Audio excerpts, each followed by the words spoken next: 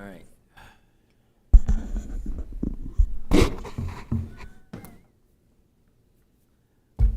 Good evening. You've all made it through the epic snowstorm and have made it here. This is the Comprehensive Planning Committee meeting, January 27th.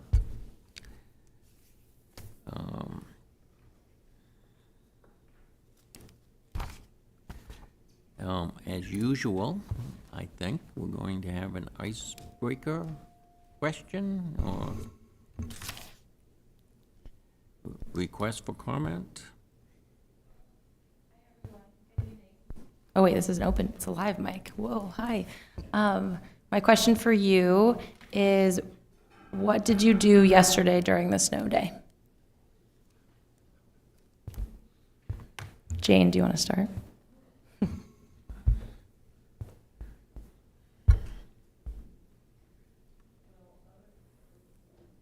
Other than shoveling snow, because we do it the old-fashioned way at my house, I baked bread, which I think is a pretty wonderful thing to do on a snow day.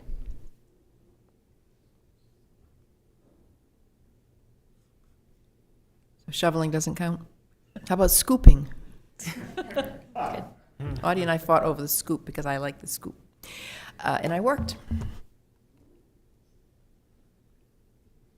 I worked. I buckled in and watched a bunch of movies that I had rented from the Auburn Public Library, so shout out to the library, and just buckled in for like good 8-10 hours. That sounds very fun. I worked, but then I got out and snowblowed and had a lot of fun with my snowblowers. Well, I had a snow day, so I ended up working at Lost Valley and running the lifts over there and watching everybody else be giddy coming down on the awesome conditions they had. You guys are all missing the easy one. I read the agenda packet for tonight's meeting. Thank you, Dana.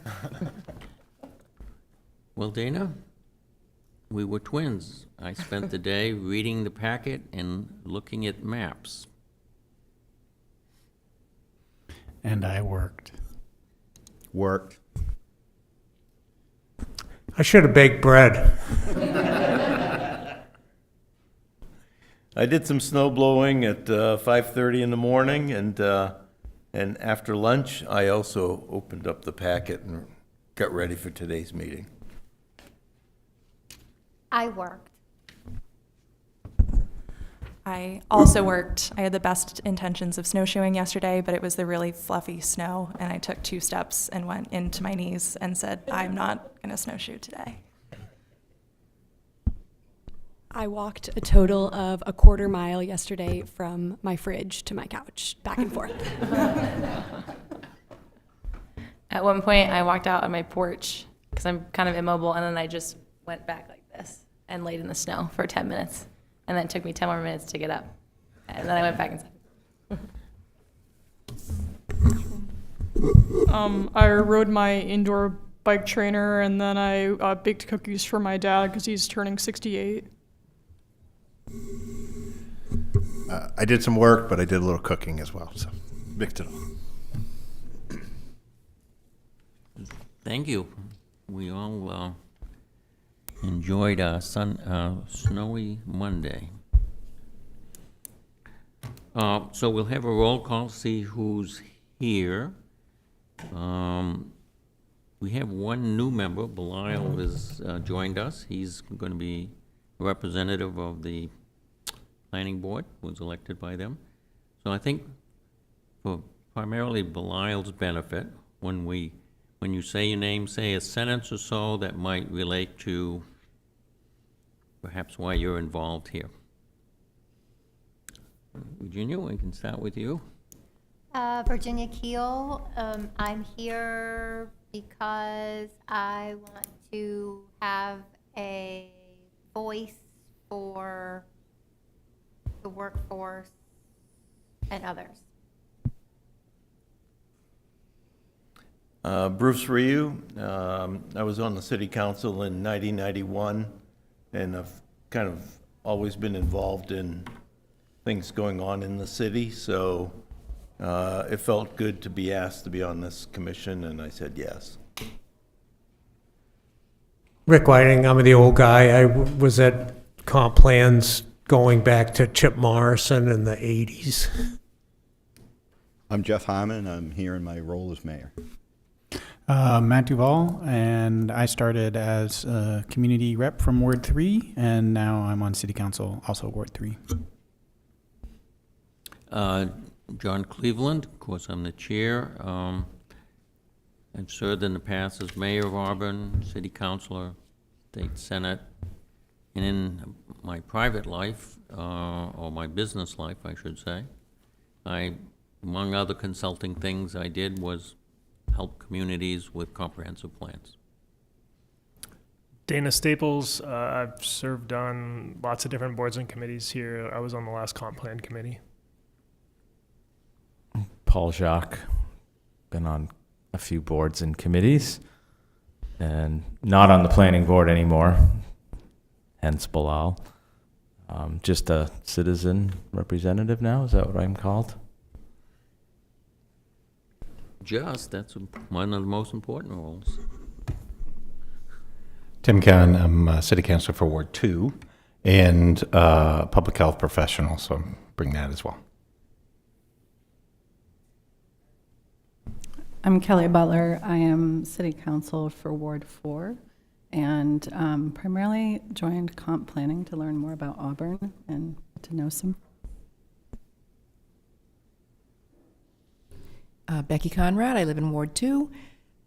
Not been on an elected board and really wanted to be involved in a committee that looks at the future of the community. I hope we get to hear from you too. I'm Jane Costello. I'm a community member from New Auburn, and I've been on some city boards that look at conservation and sustainability, and so it's one of my angles on this. I'm Dennis Dote. I'm here in my role as assistant city manager.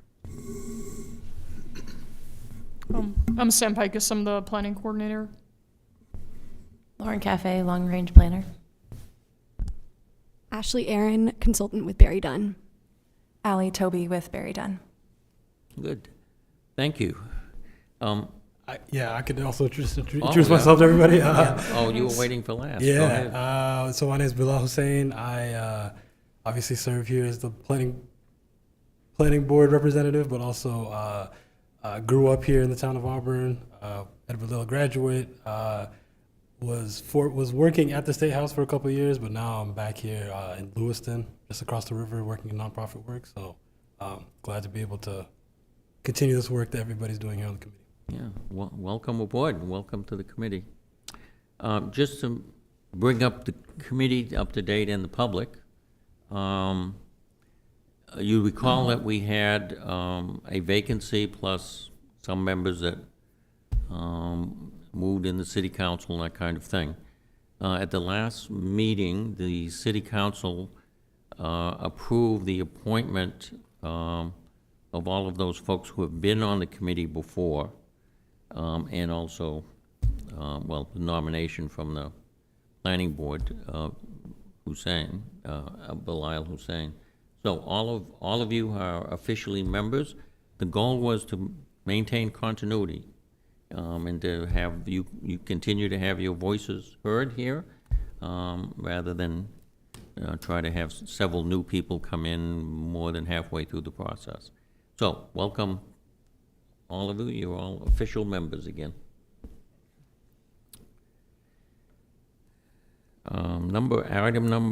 Public comment, excuse me. So at the beginning of each meeting, we provide an opportunity for public comment. The minutes. This is what happens when your brain is still stuck in the meeting you just came from. We have minutes to approve. So looking at those minutes. Are there any corrections or changes? Matt? Yeah, in both places where the minutes, where my name is in the minutes, it's spelled incorrectly. So, first time is Matthew, should be Mathiu, and second time is 1L Duval. Thank you. Mr. Duval. Okay, those changes can be made, corrected. Are there any other changes or corrections? If not, is there a motion to accept the minutes with those changes? Motion to accept. Second? Second. Okay, any just further discussion? All those in favor, raise your hand. Minutes are accepted. Now the public comment.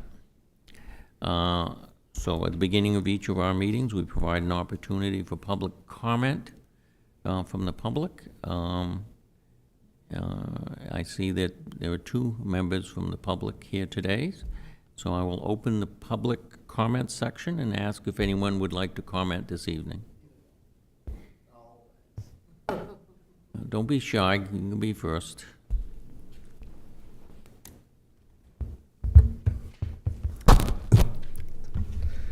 Hi, good evening. My name is Richard Reynolds. I am a local real estate agent with Home Sweet Maine of Keller Williams. Thank you for doing all of this. This is hard work. I want to comment a little bit on the leadership and zoning reform. There's been some really great work that's been put into this. However, as many of you know, we need 1,300 more homes by 2030. Of course, you all know that. That's why you're here. In 2025, we had quite a shortfall. There were very few permits in the two-family home category, and I'm worried about that. There's definitely demand. As everyone knows, there's demand. And I have to say, the vision statements that were created on the planning website are amazing.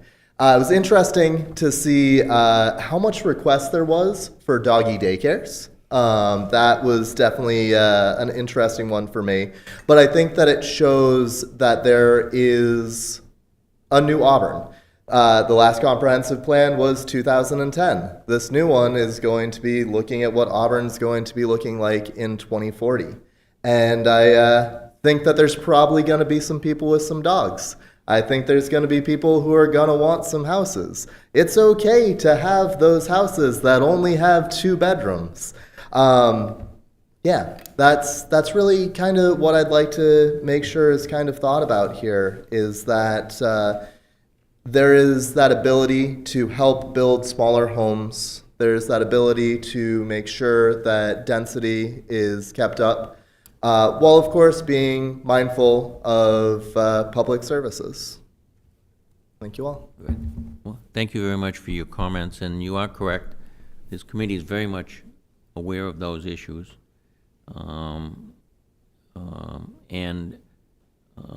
The housing survey has shown very clearly what the existing housing is, and so we know that those needs are there.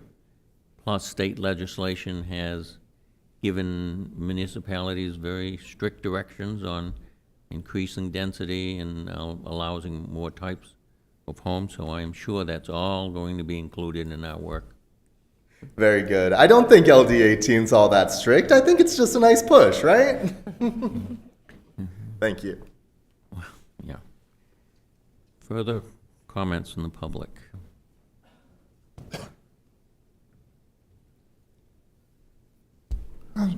Stephen Beal, 575 Johnson Road.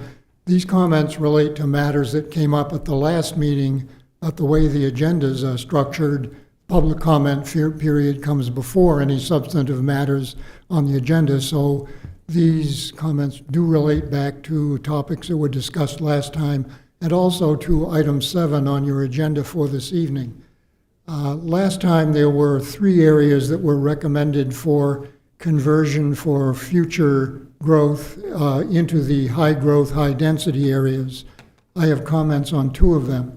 The first one is in regard to the plot of land at the end of the Stetson Road where it abuts or runs into the River Road. And the suggestion was that because there's public water and sewer along Stetson Road now, that this area should be converted to a high-density, high-growth area. It's true that there is public water along Stetson Road, but what is also present on that particular parcel for which change was recommended and immediately across River Road is agricultural land. The area along the east side of Stetson Road east side of River Road comprises about a 35-acre or so field that's almost always in corn, sometimes rotated into root crops of other sorts, grass. And the area on the westerly side of the River Road, fronting on Stetson Road, is about a 30 or so, well, smaller than that, 10 or 12 acre woodlot. The immediate neighbor to that wooded area in the rear is another cornfield along River Road, and the immediate neighbor on Stetson Road is the hospice house. I don't think that it's a good idea to position a high-growth, high-density area immediately adjacent to the hospice house and immediately across and in the front of a going agricultural area, which generates necessarily a lot of noise, a lot of dirt, sometimes odors, dust, and other things that high-density, high-growth area is not amenable to. The other area one of the other areas that was recommended for high-growth, high-density area is the area along the westerly end of the Hardscrabble Road before the Hardscrabble Road enters Poland. There is a large tract there that's presently a working dairy farm. That's one of the 2 working dairy farms in the entire city, the other one being the area that I've just referred to of the Morris Keene, Chris Lewis property on the River Road.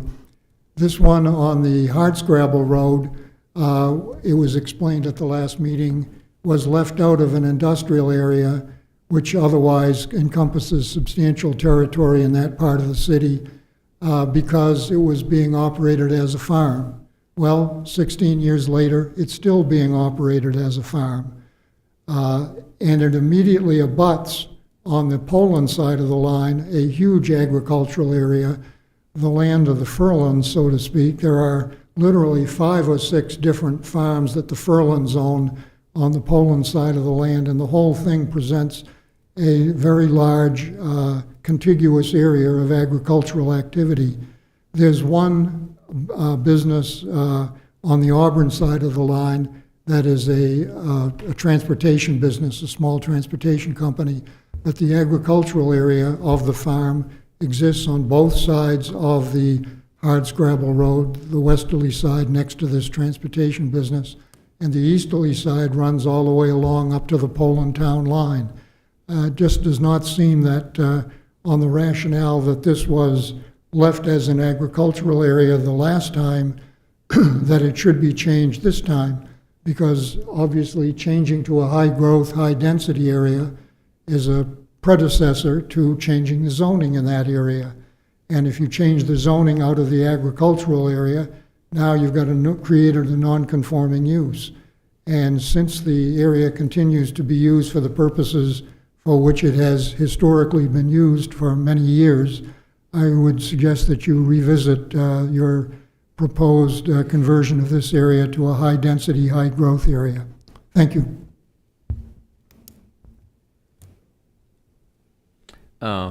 Jeff?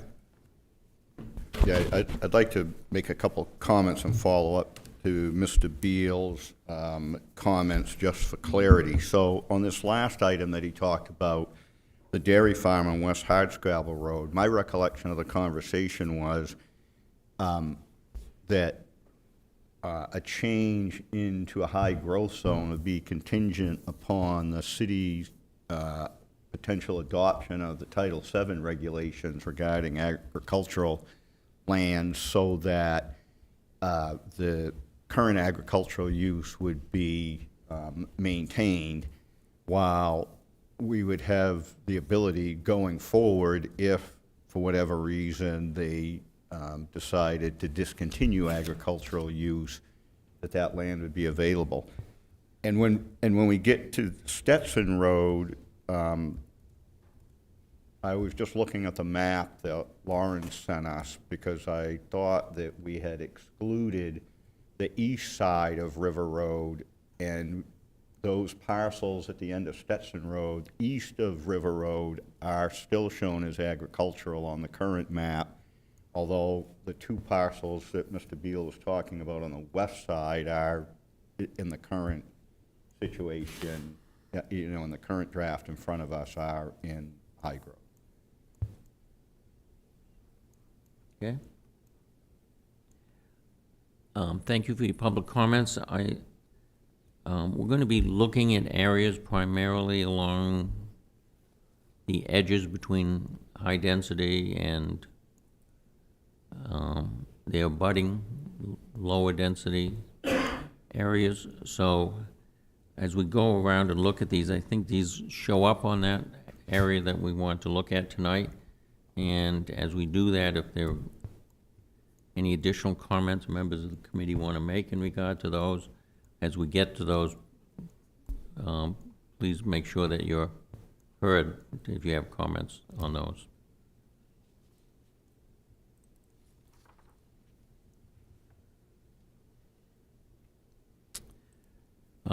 Seeing no other members from the public here, item number 5 is the schedule updates.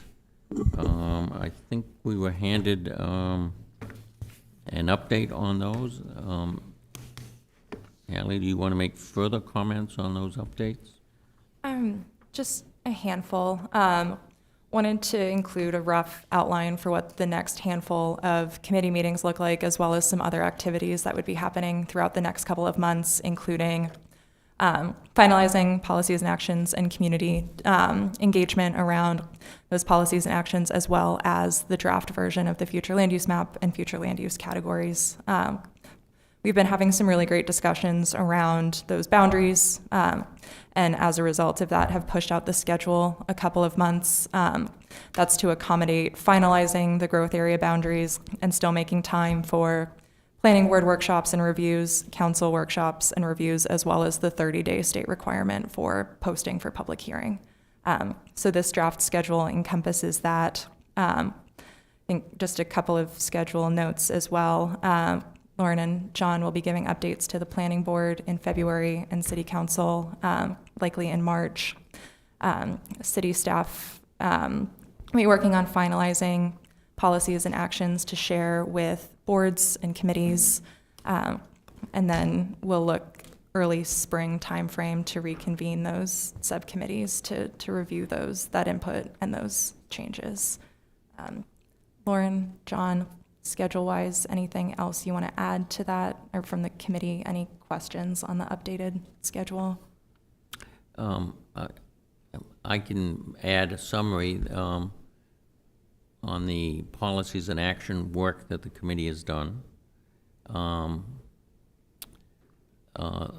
The administrative staff has reviewed what the subcommittees have done. They have made some comments on that. Lauren has put those comments together in a spreadsheet to look at each one of those. And they were just relatively recently received. I've taken the opportunity to review all 270 of the action items and the 54 policies that are in there. So I'll be meeting with Lauren and the consultants, and we'll be talking about next steps on moving the policies and actions forward. Lauren, did you want to add anything further? Yeah, I can add something, excuse me. So after we receive the edits from John, we'll kind of gather those edits up, clean the document, and then send it over to, as stated, city committees and boards for their review. That will take probably the month of February. And we'd like to meet as subcommittees again for this comprehensive plan sometime in March to look over the policies and actions before they go to public comment.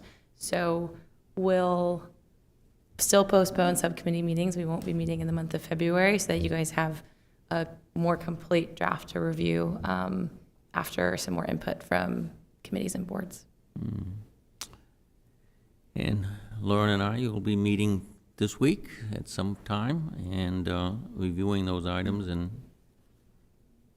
making some decisions on the next steps going forward.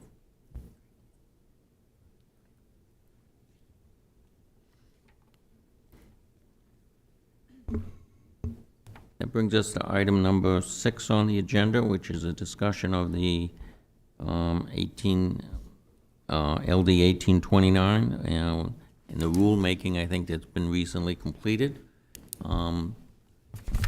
Ally and her team has put together a pretty good summary and presentation of that and how it would affect the City of Auburn specifically to implement those. We'll take some time to go through that because I think it's important to understand how that works. Ally, I'll turn it over to you. I'll actually just preface Ally's presentation. So the purpose of this section of the agenda is to ensure that committee members have an understanding of the impacts of the legislative changes and understand what those impacts would be to the high-growth, high-density area. You'll see on the agenda we have a question that we'd like the committee to answer via a poll. So attention to this part of Ally's presentation will be important to make sure that when you vote on that poll, you know what you are voting on, yes or no, to move this draft forward. We'll then move on to going through the boundaries of the high-growth, high-density area, so the external parts of the map. Right now we're focusing on what those high-density, high-growth areas mean throughout the city for agenda item number 6. All right. I'm going to walk through the story map that was shared with all of you. Tried as much as possible to make this feel as simple as possible. I know some of this is very new and the draft rulemaking came out on January 12th, so still kind of looking through impacts of that, but put this together in framing this with LD 1829's impacts on the comprehensive planning process. There's other parts of this bill that would impact other parts of city zoning and operations, but would be outside of the scope of this project. So as Lauren said, this information is related to the high growth, high density area that we'll be talking through today. So there's a couple of components included in the final rule, and that includes LD 997, which allows or requires municipalities to allow some level of residential development in all commercial areas. Currently, the law does not separate industrial use from commercial use. So as the law is today, areas that are industrial or commercial, with obvious exception for environmental impacts, health service impacts, would have to allow some level of residential in those commercial areas. And that can look a couple of different ways. Municipalities can limit the number of residential units allowed in commercial areas. They can ban residential uses on ground floors in commercial areas, but do have to allow some level of residential development within those areas as the law stands today. And then the second part of this bill, which impacts... Ally? Before you go by that, just so it's clear for the committee, that's not a change in Auburn, right? So the current public policy in Auburn is that we don't allow residential in the industrial zone. We do allow residential in commercial, which for us would be like GB1 and GB2, and it inherits the multifamily suburban standard. So I don't see any impact in the comp plan for 997, and I don't see that it's adverse to a long-standing policy that the city has. Just wanted to provide that background as we're talking through land use categories, just the allowed uses, want to make sure that we're covered there. But thank you, Mayor Harmon. Ally, maybe we'll just stop after each section for a brief moment to see if there are any questions. Make sure there's clarity with the committee. Okay. Any questions with that piece? Okay. All right. The next piece has to do with the high growth areas that we've been talking about, and it has to do with high growth areas and areas that have both public water and public sewer. With the density requirements here, if a parcel is in a high growth area that has both water and sewer access, the city cannot, minimum lot sizes can be no larger than 5,000 square feet. So a property owner or developer can choose to build on larger lot sizes than that, but if somebody wanted to build on 5,000 square foot lots by right, the city would have to allow that. That's roughly 1/8 of an acre. A professional sized basketball court is a little bit smaller than that, 4,700 feet for reference. And on that lot size would have to allow for 4 units on that lot. If a parcel has both water and sewer and is in a limited or non-growth area, so not in that high growth area, minimum lot sizes can be no larger than 5,000 square feet. The city would have to allow for minimum lot sizes of 5,000 square feet for 2 units. And then if somebody wanted to build a third unit, a municipality couldn't say you need 50,000 square feet to build that next one. You would have to allow a third unit on an additional 5,000 square feet. So that looks 3 units on 2 basketball courts. And then areas anywhere that do not have water and sewer would be required to follow the state Title 12 septic minimum standards, which is about 1/2 of an acre per unit. Just looking kind of at visuals for that to try to explain this a little bit more. Looking at the minimum lot size would be allowed because of LD 1829. Going to use that visual of a basketball court. That's a little bit more tangible to me. I know 5,000 square feet probably doesn't mean very much when I say that out loud. So in areas that are in our draft growth map, that red area, that high growth, high density, and has water and sewer, would have to allow for 4 units on that basketball court. And that could look like a lot of different types of housing. That could be a 4-unit home, a 3-unit home, a 3-unit home in an ADU, duplex, single-family home, but would have to allow for up to 4 units on a 5,000 square foot lot size. And then again, if a municipality wants to allow 5 units in these areas, wouldn't be able to require substantially more square footage for that additional unit. So that would look like 5 units on 10,000 square feet and so on for each additional unit allowed. For areas with public water and sewer but are not in a high growth area, that would look like 2 units on a basketball court. And then in areas outside of the growth area that do not have water and sewer, again, would be required to follow the state's minimum septic requirements, which is about 1/2 an acre per unit. I know this is a little bit dense, and I'm hoping that the visuals helped a little bit. Down the story map, we have some examples of where that looks like in Auburn today, and I'll go through those. But before we get there, are there any questions? Jane? I guess if I own a piece of property in a growth zone that is, say, 20 acres, but I can still, so would I only be allowed to build on 5,000 square feet of that property? That's kind of how I'm trying to understand it. Then can I split it into parcels? Okay. Okay. And in that hypothetical, it would be 5,000 square feet for the first 4 units that you could build.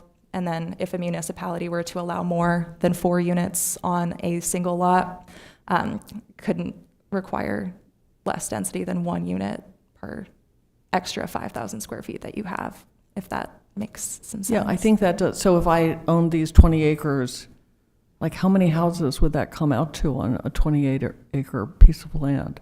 To get my calculator, Jane. I mean, okay, but it would be So four on the. So it's, yeah, that's a really good question. Mm-hmm. So Yeah. yeah, it's so be clear here. It's 4 dwelling units. nowhere in the legislation does it talk about houses. So that's, as Ally pointed out, any combination you can imagine of how 4 units might be put together. So you get 4 for the first 1,000, and then each additional one would be 5,000 square feet. So an acre is what, 42,000. So round it off. In the first acre, you're going to get a density of 11 per acre, and for every acre after that, your density 8 units. minimum density would be around 8 units per acre or more. There's lots of places in Auburn today that the density is much higher than that's allowable. But yeah, that's how it would work. They could subdivide it, or you could use that. That's the minimum. You can't require, in this thought pattern, less density than that.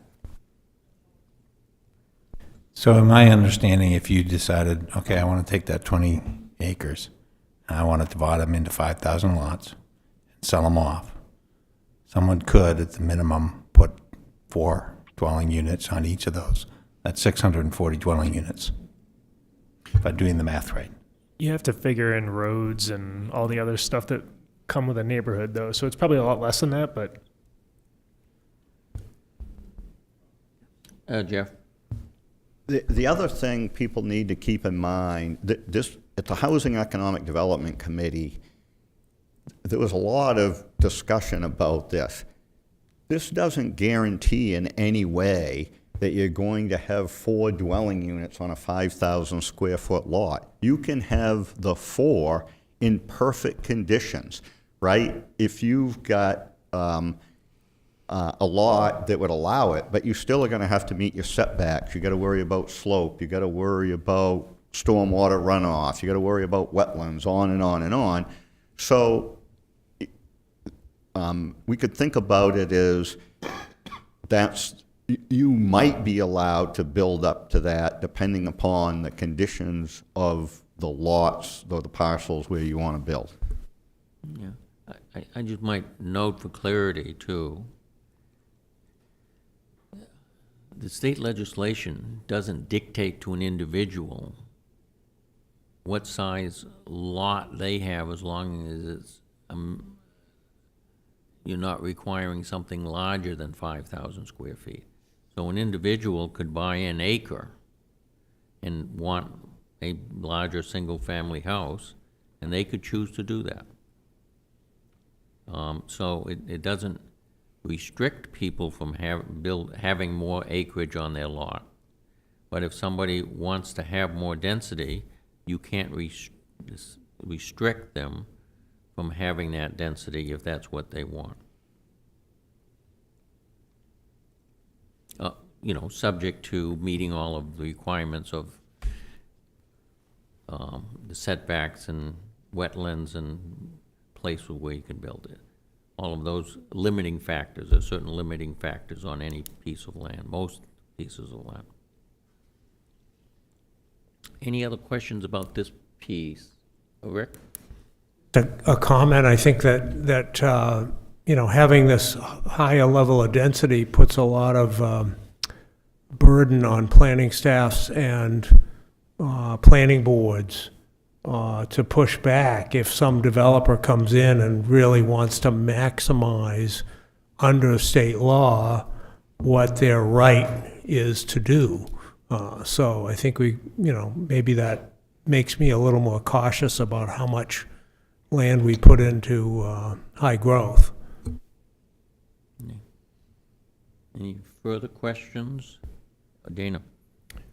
Yeah, so the piece here that I just need to connect is the LD 1829 talks about the growth area in a comprehensive plan, but that doesn't necessarily equate into zoning. And so what I don't understand here is how does 1829 get us to zoning? Like, what's the next step? And I guess just thinking this through, there can't be too many municipalities in the state of Maine that are currently undergoing a comprehensive plan update. And so Auburn's going to be the first, right, to adapt this, and everybody in the state is going to look to us and say, oh, well, look, Auburn shrunk their growth zone by half to gamify this, right? So we have to watch out for that. But sorry. No, that is valid thought. Going back to kind of zoning piece of this, and not sure where the city is at with that, but the city's residential, where residential is allowed, would have to be updated kind of based on water, sewer availability, and the growth area. What those uses are and what that looks like is still to be determined, but would be guided by kind of what the final growth area looks like here. I'll talk about this a little bit with land use categories, but high growth area does have a pretty high density associated with it, or potentially associated with water and sewer. So from a land use category perspective, as part of this, which would then inform zoning updates, would have some discussions with this committee about the level of density and what that kind of high density neighborhood looks like, knowing that there's not much flexibility on the maximum allowed density. You'd effectively be discussing, well, do you want to make it more dense? Yeah. Yes, right. Like this would be the floor for what that high density residential would look like. Yeah, there's some pictures further on here. You'll get some visuals on this. But Jeff? Yeah, I just wanted to comment, to Dana's point about, in effect, doing an end run around the public policy intent of the legislature, right? We're going to probably see some of that. I think we want to think long and hard before we do that. Having just been, for the last, since they came out of session, so whenever that was, June, meeting with the House Chair of the Housing and Economic Development Committee, it's pretty clear that the legislature is trying to create a situation that will support the ability to have the residential housing units that are needed to meet the demands of the state to create a situation where that will occur. If municipalities artificially shrink their growth area to subvert the public policy of the legislature, we should expect that the legislature will come right back and they will adjust the statute to reach the public policy goals that they want to reach. So, it is one thing to think about. We could literally just say that Great Falls Plaza is going to be our high growth zone. The whole rest of this red is going to turn yellow, and we'll have lower density. We should not expect that policymakers are going to just accept that and say subverting the will of the legislature is okay. So I'm not saying that it's not a reasonable discussion to talk about in sum total, what our high growth zone is and if it all should be in high growth or not. But I think we should avoid trying to artificially shrink this to subvert the public policy. Unless it's not an appropriate high-density area. One clarification and a question. So it is confusing on what the nexus is between comprehensive planning and land use and zoning. So in comprehensive planning, you identify particular areas, you have them here, the three of them, on the kind of growth area they would be. That is not zoning. However, then a municipality has to take a look at its current land use zoning and in consideration of what the new future land use map is. So the zoning can't be inconsistent, or they have to be consistent with what they are. So if if the zoning areas that exist today wind up being inconsistent in some areas, or because of legislation needs to be modified, then some other group who will meet here in the evening hours will need to work on adjusting actual zoning maps and requirements, and a lot of details in zoning maps. So, but obviously has to still be consistent with what the state guidelines are. So, you know, you have different zones. There'd be residential zones, there'd be commercial zones, industrial zones, that kind of thing. The second question I have, is I've read the legislation in regards to where water and sewer is available, and they talk about that quite a bit. And often they use the word "and," water and sewer has to be available. And in reading through that, I could not discern what they meant by being available or being there. So does that mean, you know, what's the availability that they're thinking about there? How far away from the water and sewer line? Is there any guidelines in regards to that? I mean, you can have a parcel of 200 acres, and at one little corner, there might be water and sewer. So I'm not sure how they're trying to identify where water and sewer is in relationship to having a lot being 5,000 square feet. Yes. You have any insights into that? I think that's an area that I think there'll be some confusion on, and what that means might look different across some municipalities depending on what they require or don't. The state's sewer laws state that any building within 200 feet of a sewer line is required to connect to that sewer line. There's not a state level guidance for water extension. Municipalities can enact requirements to hook up to water. So at a baseline, that's buildings within 200 feet of sewer.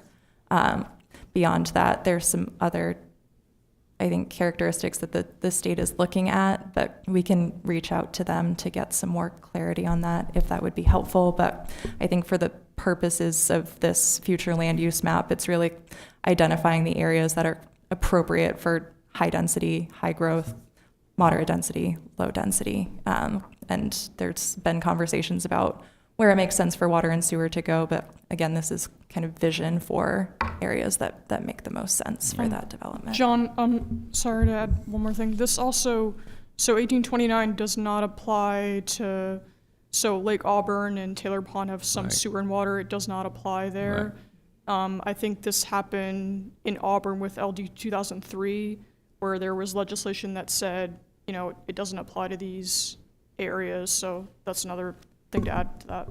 Yeah, thank you for reminding us of that.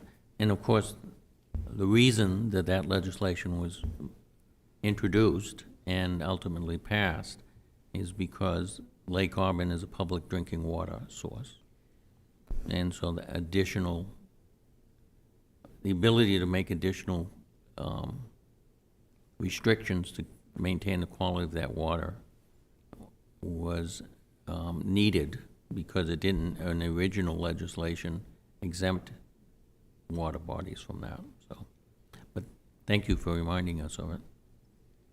Lauren? Oh, no, more? I think I was going to have us move on for the sake of time, but if you want to comment on this. Yeah, I think this is a question that the committee's going to have to grapple with, right? Correct me if I'm wrong, but the current maps, the way we have this set up, is if any part of the parcel is within 200 feet, correct? Yes, that is correct. So I don't think we should confuse the requirement for connection to a water and sewer line with where we want the high growth area to be. So it's true to say that if the building's within 200 feet, they're mandated to connect.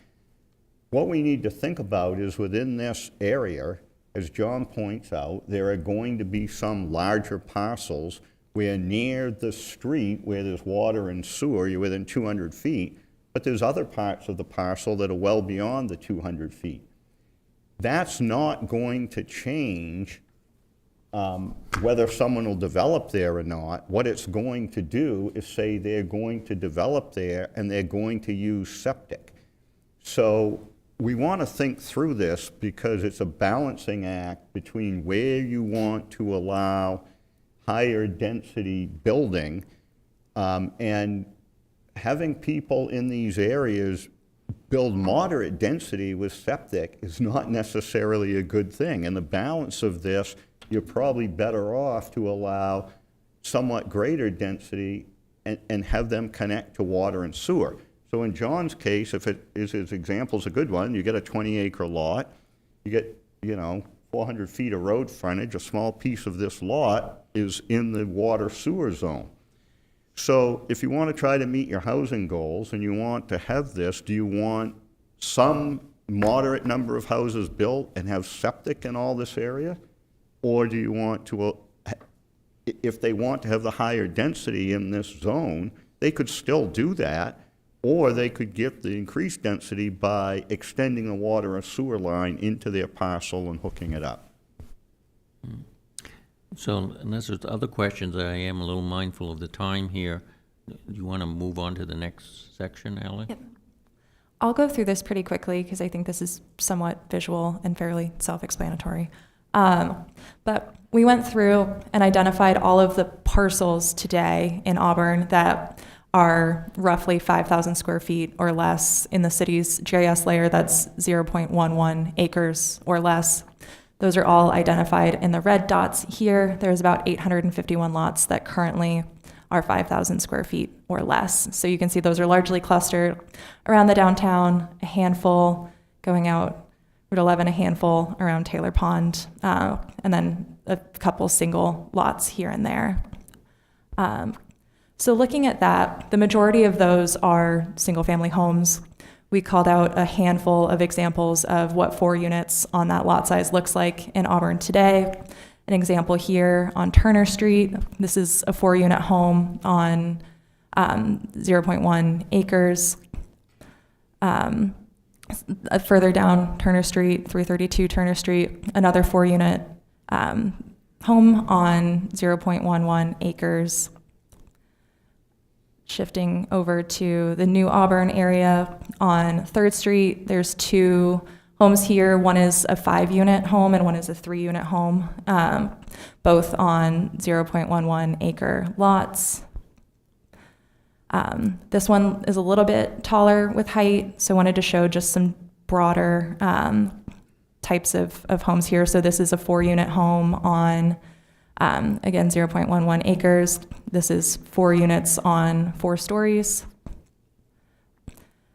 And then looking at 2-unit homes, these are examples on Lake Street of 2 homes right here that are both 2-family homes on 0.09 acres. And then this full street here is 2-family homes on Summer Street. So just trying to show some visuals for what that looks like in Auburn today. And then based on current zoning, where is this density allowed today? Working with Lauren and Eric on this piece here. The city's form-based code district, which encompasses most of the downtown and surrounding areas, allows for this level of density. Since it's form-based code, it doesn't mandate minimum lot sizes.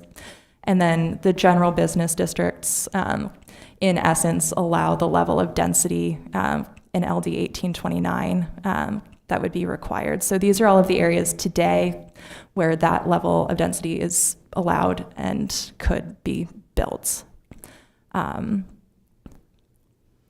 So overlaying that kind of with what might change, I know this might be a little bit hard to see on the screen, but the areas that have both water and sewer here in purple and the red tucking through that. So based on the current infrastructure today, these areas in purple would be areas where the city would likely have to allow for that 5,000 square foot lot size with the 4 units on it. And then most of that overlaid with the zoning today are some of these more industrial parcels, and then a handful of parcels in the suburban residential, rural residential, multifamily suburban districts that are there. So outside of that, the areas that are in this darker shaded color outside of the zoning districts would be the areas based on the current growth map that could potentially, based on infrastructure today or infrastructure potential in the future, would have to allow for that 5,000 square foot lot size with 4 units on it. All right. I know that was a lot of me talking at all of you. So I want to pause, and tonight we wanted to try something a little bit different because this is a larger committee. We wanted to try a poll question for this one. We have some handouts around, but want to get a sense from the committee now if this committee is comfortable with the level of density that would potentially have to be allowed in that high growth, high density area.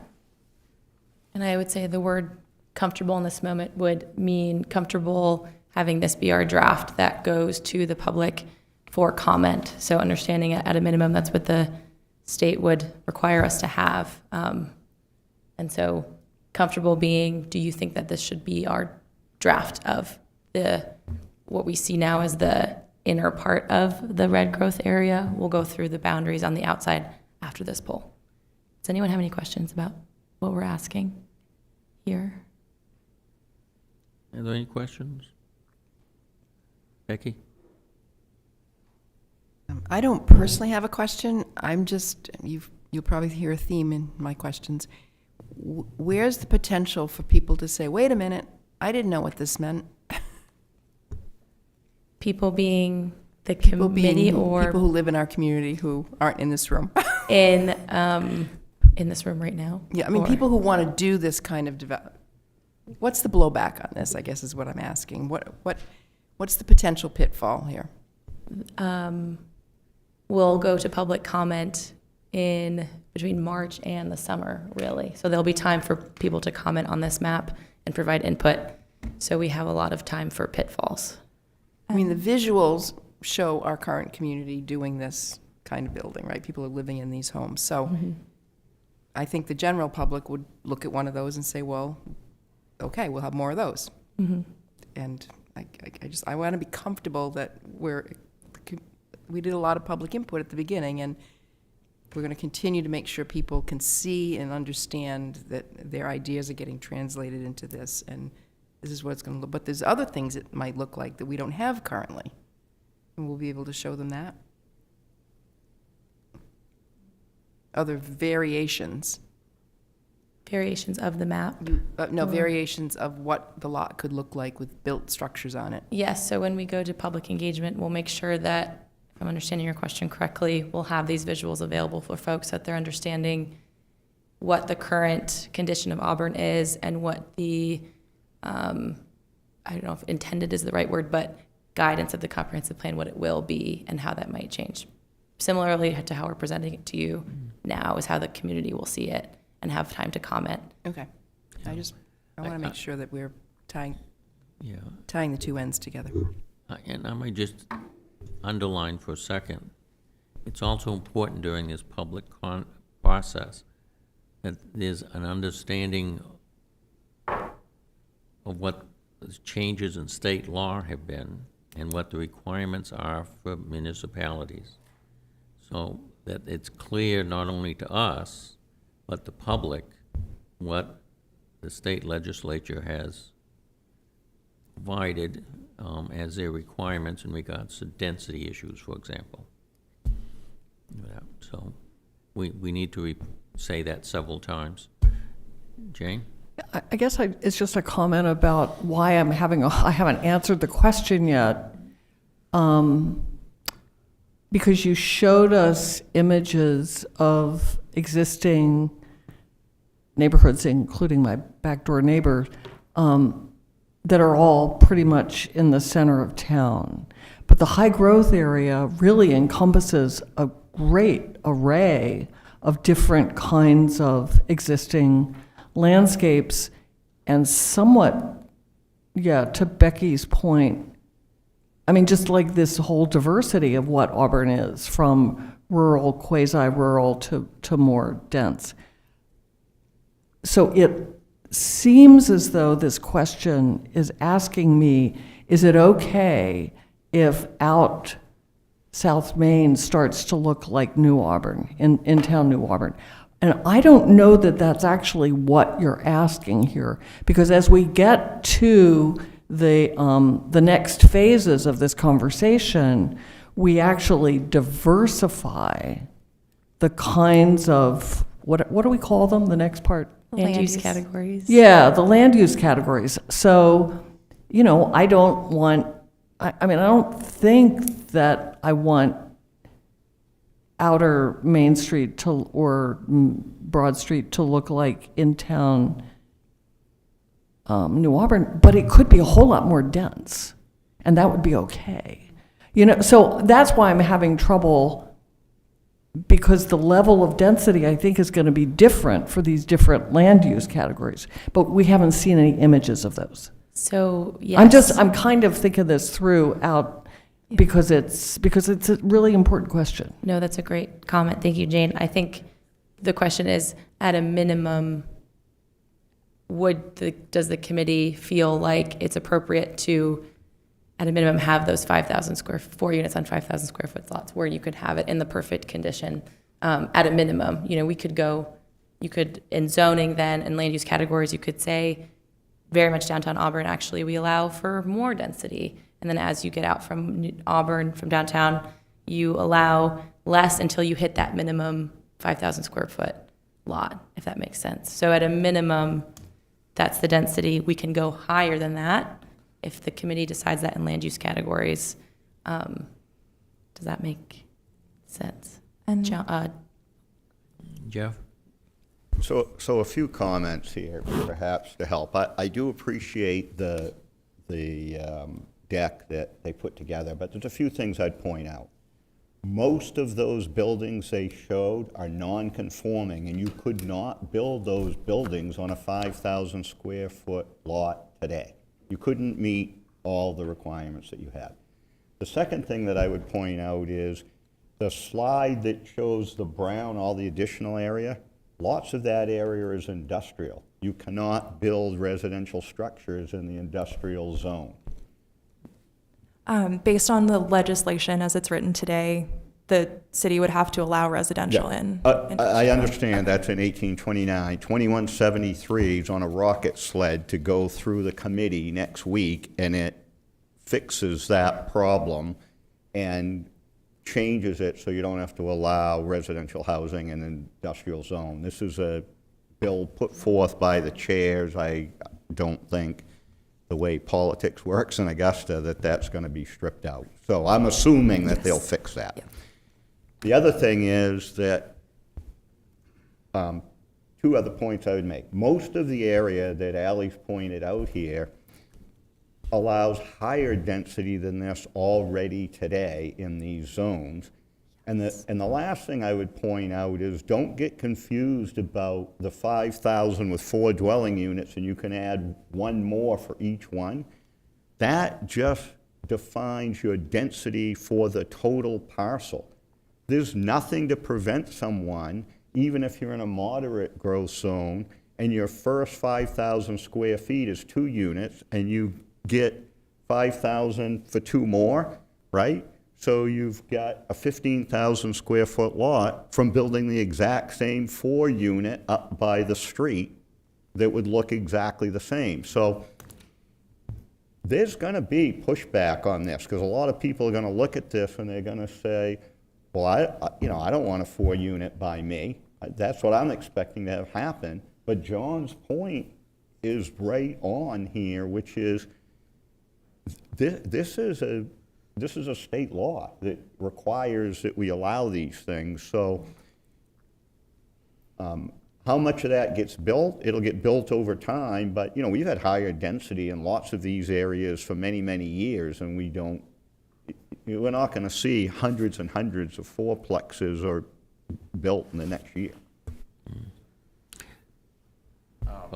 Just going along with what Mayor Harmon, going along with what Mayor Harmon and Jane was saying, I think, because of course the new buildings are not going to look like those that you showed. Those are really old structures in well-developed neighborhoods.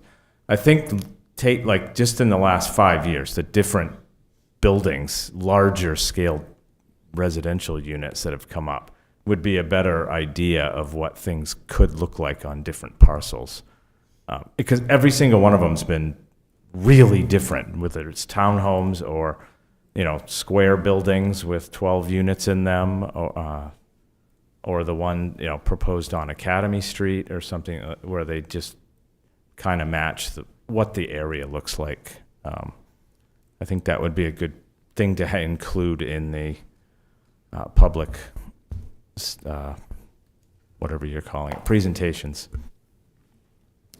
Yep. I think the examples that we pulled perfectly meet these conditions in the law as it's written. Obviously, most of these predate zoning. So these are older homes, and this is kind of what that looks like today. So we can think through to these points kind of with engagement, either pulling some examples from other communities that may have newer structures that meet that minimum lot, or the larger examples that have shown up in Auburn as well. I think what I'm struggling with, I think it follows up, Jane, with your question. I'm okay with kind of a progressive decline or, slow changes in density as we move out from an epicenter out. If I'm understanding what you guys have told me, in the high growth zone where there's water and sewer available, both water and sewer available, whatever that means, there could be someone who decides that they are going to take a 5,000 square foot parcel in the very southern border between Auburn and New Gloucester and put in 4 units. Am I understanding that correctly? That could, it's not to say they should or they would, but is that how the law is written, that they could do that? Well, they have to be water and sewer available. No, because it's an industrial zone. Oh, an industrial zone talking about, okay.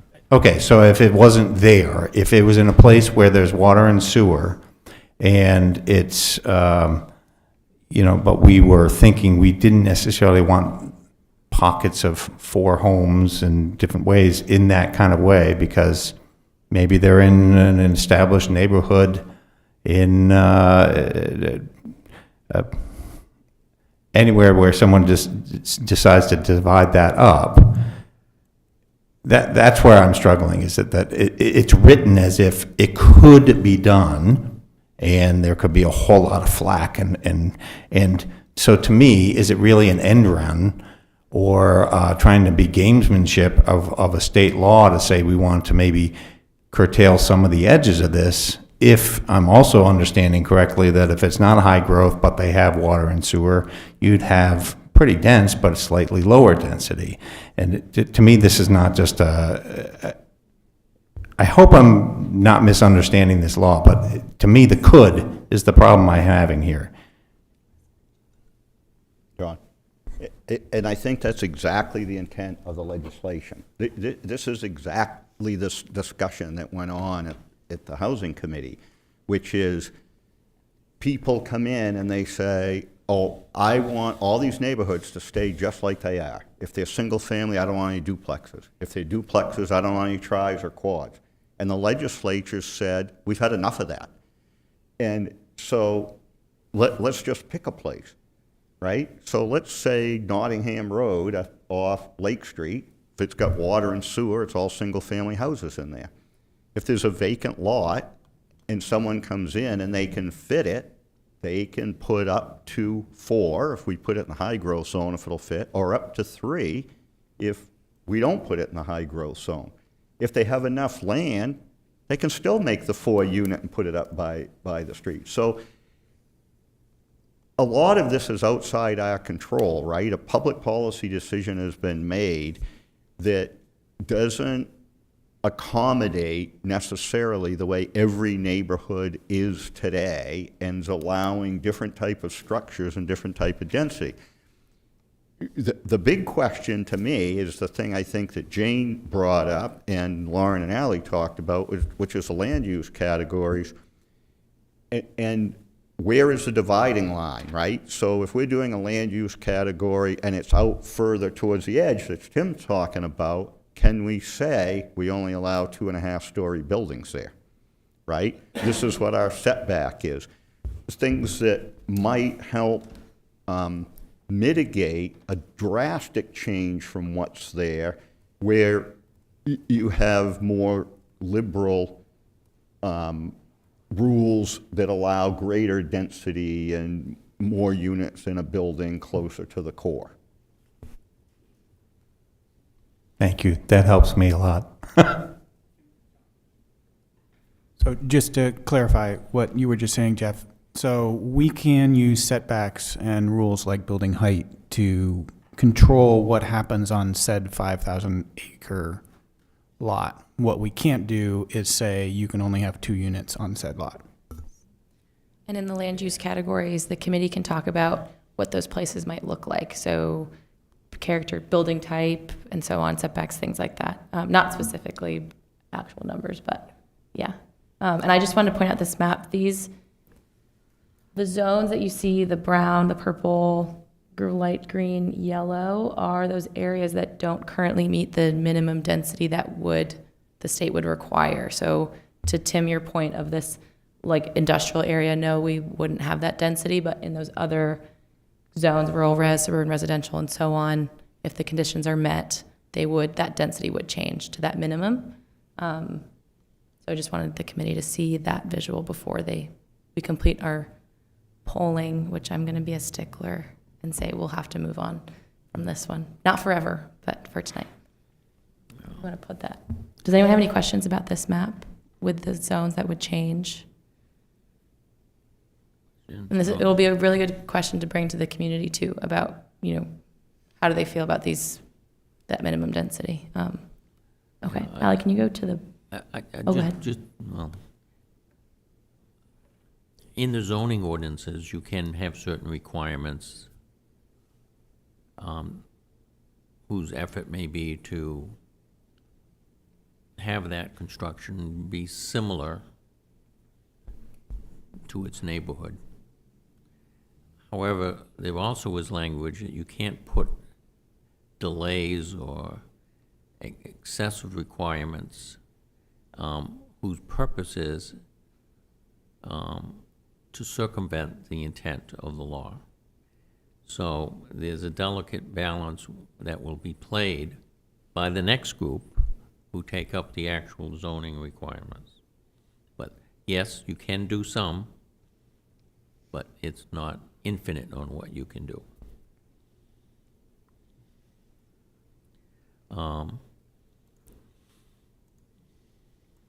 Okay.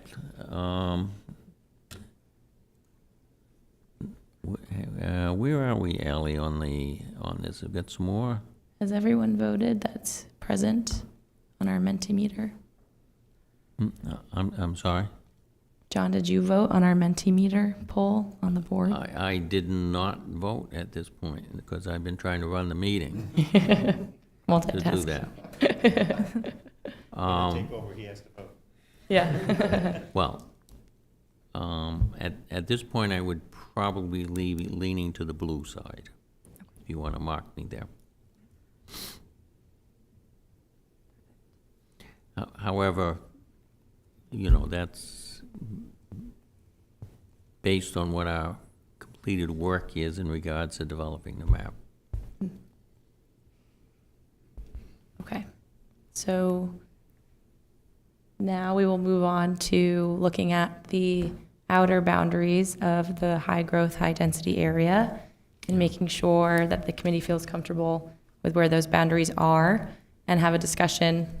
It's kind of bleeds into agenda item number 7, but have a discussion about yellow and red as it stands right now. So, Ally, if you want to start in the north part of that boundary. Well, let me make just a little introductory remarks here. So, we have more work to complete in our future land use map.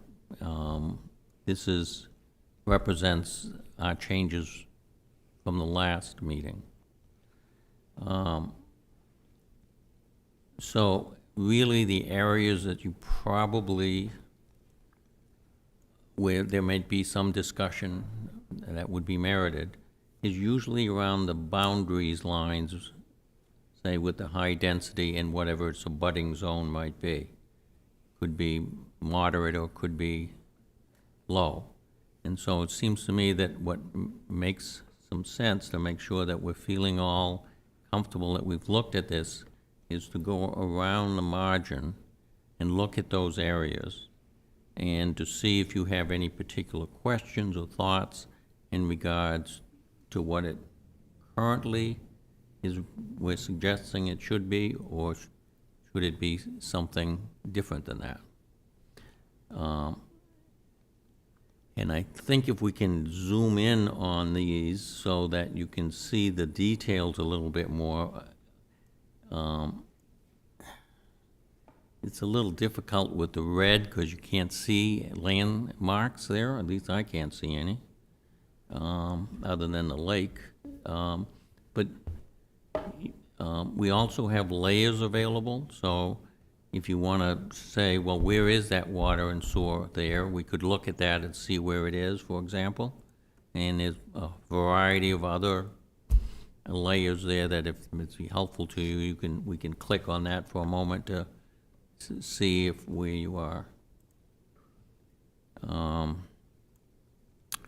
So, I think what we'll do is to start in the north part, move around in a counterclockwise method around that red area, section by section, and see where you may have any questions. Can I just start with one? So Yeah. You're in a good place right here, Ali. So for the purposes of the legislation that we just talked about, how would a parcel that is partially in the high growth zone and partially not in the high growth zone be handled? The frontage of that area along the street, that parcel. So for example, here along the watershed would allow for that higher level of density, and the back part of that parcel would be within the requirements of the Lake Auburn watershed development.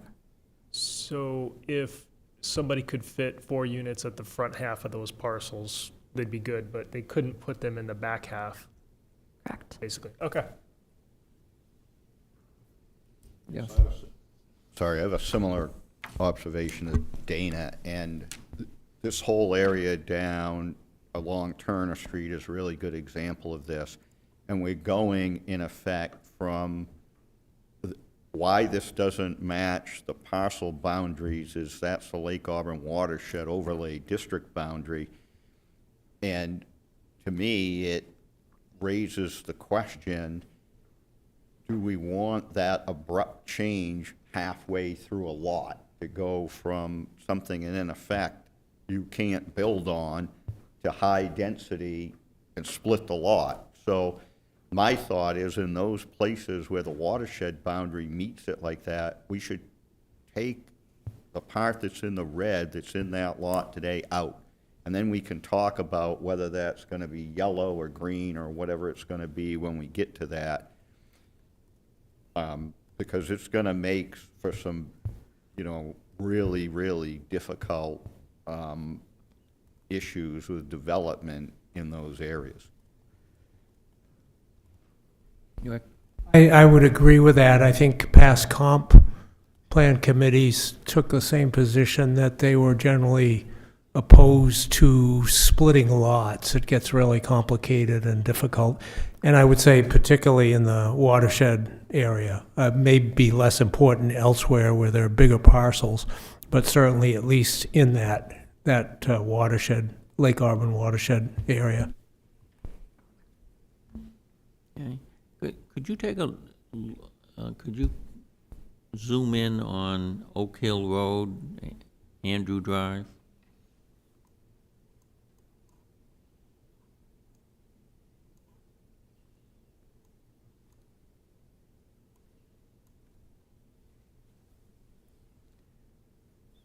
So, this is going to be really hard for a guy with cataracts.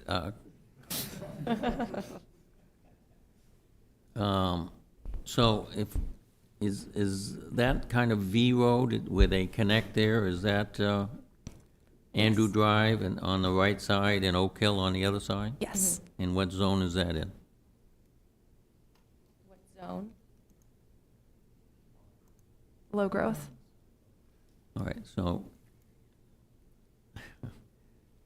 that's been a long-established neighborhood with quite a bit of development on those roads. And then there is some water and sewer that goes up that way as well. Yep.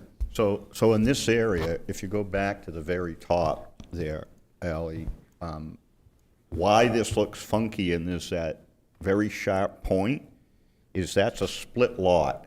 So the blue is the watershed overlay.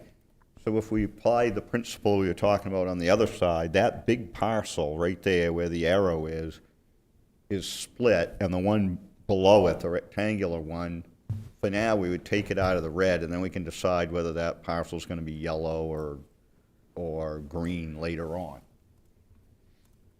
Well, I see that's the watershed overlay. And when we're talking about low density, that's generally the ag zone, isn't it? So all of those residents on those streets are going to be living in the ag zone? Just for some context, that those parcels that you're talking about right now are currently in the growth zone under the current comprehensive plan. Rick? I guess I'd add something to that on the side of, the East Auburn side of the lake is actually adjacent to at least the inner part of East Auburn, like the section you're talking about near the school, is actually adjacent to the outlet, which really doesn't affect the water quality of the lake. So while I understand it's considered part of the watershed, it's not the crucial part of the watershed. There's a lot of air, so I'm not sure why it's in the watershed, because the water is not drawn from water that's running away from the lake. It's on the other side of Route 4, and it's basically a dammed up brook. Well, Jeff? Yeah, for our purposes, it's a very good question, and there was a lot of discussion about this in the past in other forums, but the overlay district is the overlay district, and this body, even the city council, the planning board, we don't have any way to change that. So it is what it is. And, to me, the question here is these are split. Whether we think maybe this should be in the watershed or not, it is. And to me, the question is, do we leave those two parcels in the red, or do we come back to them later? Perhaps they should be in the yellow and be in a medium growth zone there. Well, that's on Andrew Drive that you're talking about, up Yeah. in that area? Yeah, because the blue part, the front part of those two lots is in the watershed.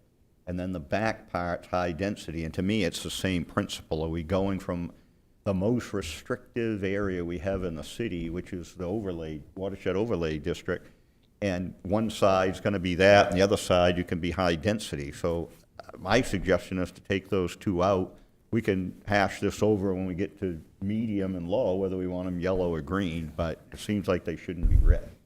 Does the committee agree with Jeff's suggestion? And I would ask if we would extend that to the Taylor Pond watershed as boundary parcels as well. So does the committee agree with the suggestion that we would put parcels that are currently split between a growth area to put them into a yellow or a green and revisit them, take them out of the red? Okay. Yeah, okay. If they're in the watershed. I agree. Okay. A point. Okay. Yeah, just I'm your sorry. bias is that. Paul side. always agrees with me. Not looking. I do the same thing when I'm running the meeting. Not so much as a bias as which eye works better than the other. As when I was born. So, I'm sorry if I missed you. I just, like, specifically, like, just because we just talked about it, the Andrews and Oak Hill area, with it already being in a high growth area, whether it should be or not is after this. And it's suburban residential, which is, people have bought property in that area, and when we make these changes, it significantly impacts those properties. The same thing will happen around like Garfield Road on the Taylor Ponds and that stuff. So I'm just, when we make these changes, it can have implications. John? Yeah, I Biased agree. on the other side. Yeah, I agree with Paul, but I think that can be accommodated after we do the high growth zone, when we're talking about medium and low, because things like what we have suburban residential today would fit fine within a medium growth area. So I'm not suggesting if we take these out, we put them in the same category as the watershed. I think when we go back to those, we say, hey, should this be in the medium growth area? So how far up does that high growth area go? What's that boundary line on the north part? It's this parcel boundary here. Well, I know it's a parcel, but It's that fork in the. It forks at Oak Hill Oak Hill and Andrew. Road and Andrews. So this is The top. where Andrews splits from Oak Hill Road is what these parcels are fronting. does it go to the North River Road right away that's up there? Go this. So the school, This way? last parcel. Okay, so the school is the last parcel in that, all right. It would be good if I could see the school, but I can't. Sorry, John. Between the blue and the red. Yeah, well, if I could use your eyes, I could see them.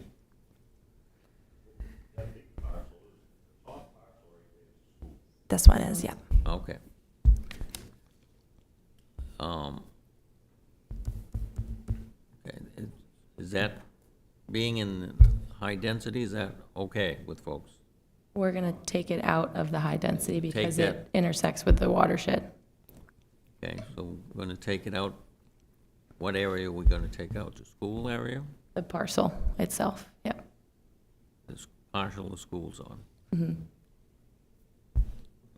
Okay, anybody object to that? Okay, don't see any, but that can move out.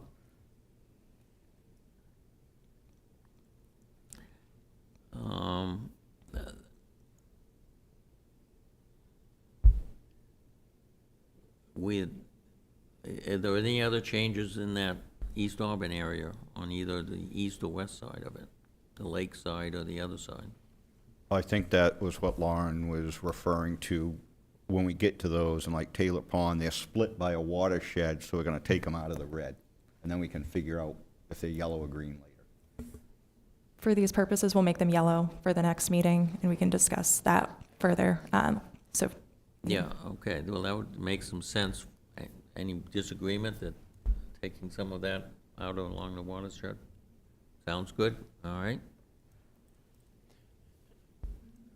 I don't necessarily disagree with these things. I just want to caution the group that doing this is in effect going to reduce the size of our growth zone, and that will become the headline that after the 1829 passage and rulemaking, Auburn is decreasing the size of their growth zone. So, Allie.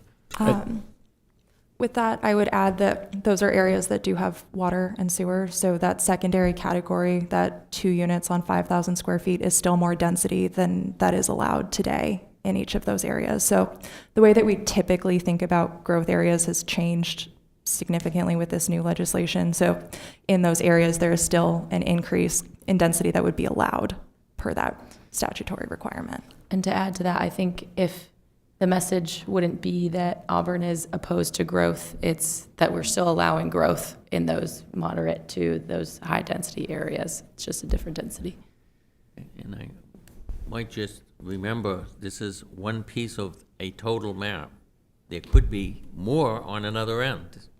The net result might be more, not less. Until you get to the whole map, you don't know. I just counter your comment, Dana, that I think we can control the message a little bit. What we've decided here is that for simplicity's sake, we're for now taking any parcel that's cut in part, in two, and making it pole in one in a moderate zone. If someone wants to interpret that, or that we're doing some kind of end run around in that, state legislation, then I think that's easily taken care of. Jeff? So as we move down along the line, I'll throw a monkey wrench in this. I think we should not apply that to the CMMC lot. You know, everybody's familiar with that lot, right? 85% of it is in growth. That's where all the buildings are now. And so we should probably maintain that part of their lot in high growth. Okay. Any other opinion? Any disagreement with that? No, not hearing none?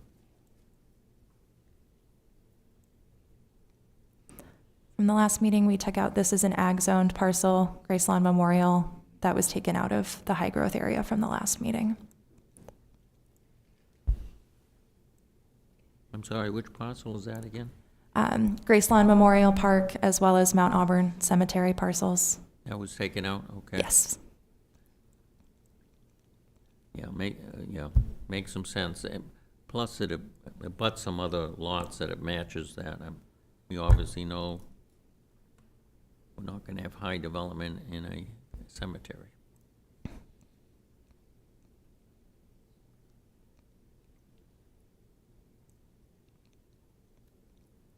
As we move down this boundary, we do have an item that we'd like to discuss with the committee. The area that's currently zoned T42B in these areas extends beyond the growth boundary. So these teal pieces that are sticking out. In the last meeting, there was some concern about potentially downzoning or excluding certain areas from the growth boundary that might be there today. And since this is form-based code but does not have both water and sewer today, are not in the high growth boundary, are there thoughts from the committee on wanting to address these areas that are in that form-based code district?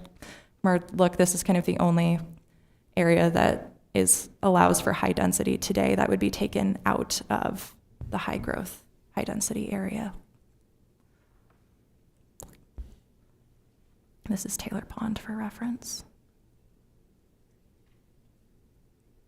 Well, I guess it seems to me that if our previous decision was that because it's in the Taylor Pond overlay area, that high growth might not be appropriate for that area, the fact that the existing zoning might be different is an area that would have to be corrected if we keep the map that way. This one isn't in the watershed, these parcels. Jeff? So in this area, I'm fine with the change that you have now, personally, where it's yellow there. I do think we should point out the issue that was raised by a member of the public regarding this. So the outlier here is the medium green. If you move your cursor like up to the left a little bit, keep going up to the right, that big parcel right there. So the issue is that the gentleman that wrote to us, his parcel is the one the arrow's pointing to now. This is a long way, like, 1,500 or 2,000 feet from water or sewer. The reason that this looks funky is this one lot that the cursor is on is this circumstance John talked about earlier in the meeting. Water and sewer ends where Evergreen Drive touches that parcel. So it looks like we have this big chunk of we have this big chunk of high growth, and that's what's causing the gentleman from the public to write the letter to us. But all of this is a long ways away from water and sewer, so we're not saying that you can't have growth there, but we've got this tagged as a medium zone, and I guess when I looked at this, our principle that the lots within 200 feet of water and sewer meets this big lot that's sticking up in the middle, the one at the bottom middle of the screen right now. And should we leave that red or should we make that yellow?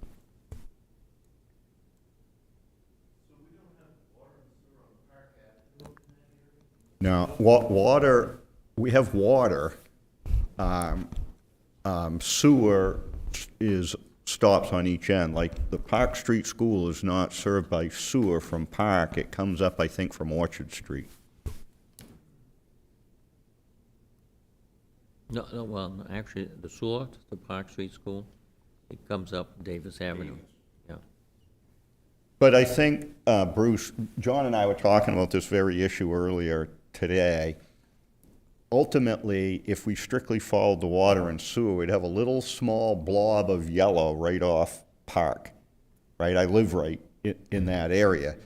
But those lots are slightly more than 200 feet, but I think you just leave it in the red. I mean, what stopped them from doing that was the expense of putting in a pumping station, right? So you'd have this little island of yellow with red all around it on Park Street. So personally, I think that we should maintain that in the high-density zone.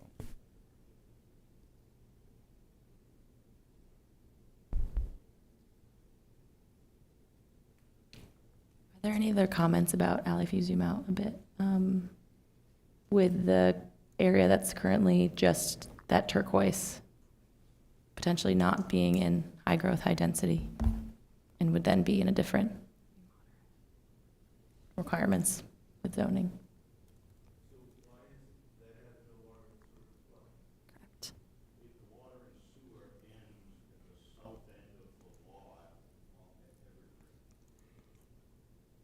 So you can access that lot today on Summer Street, you access it off the end of Evergreen Drive, and that's where the water and sewer ends. So, I don't have a strong feeling either way. I just raised the issue because we got the letter from the member of the public about an adjoining lot to that. But all of that's a very long way from water. Yeah. I have to move it up so you can see it. I think ultimately putting that lot in the high growth zone isn't necessarily going to change anything substantially for that lot without water and sewer anyway. So I would say I have no problem with adding it to the growth zone, and if water and sewer get there at some point, so be it. But just making it growth zone, I think is fine in my eyes. I just don't know that it's necessarily going to change anything.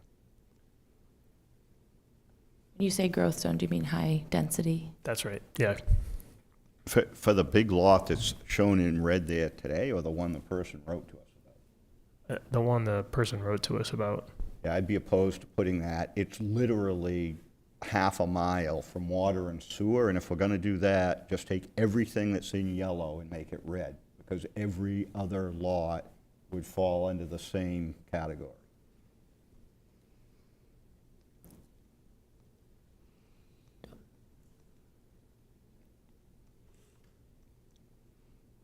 Any other questions there? We can revisit that parcel if some committee members haven't read that public comment letter yet, and we can revisit at the next meeting, considering it to be yellow or red. So I'll table parking lot, that one for now. Are there any final comments about that teal area? Sorry, Ally, can you turn it back on again? Yeah, so what's green is all of the green and teal is in the high growth area, defined as a high growth area right now. Is that correct? Just the area that has the That's slightly darker blue, Slightly darker blue. So the teal the bright one. is zoned 4.2. Mm-hmm. And is it the density, I forget the density requirements of the 4.2 zone. But it strikes me that it might exceed what we have in the growth area.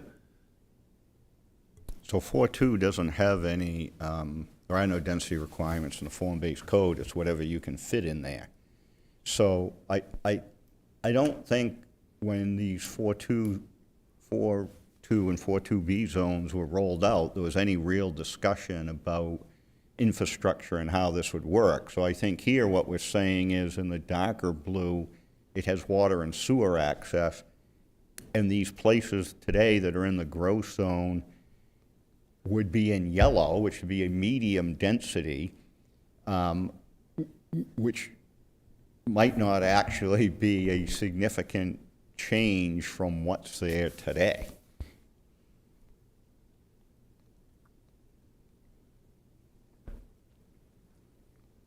Yep. And I think that because it's not being served by sewer, the density is kind of self-regulated by how many units you can locate on a lot that doesn't have sewer.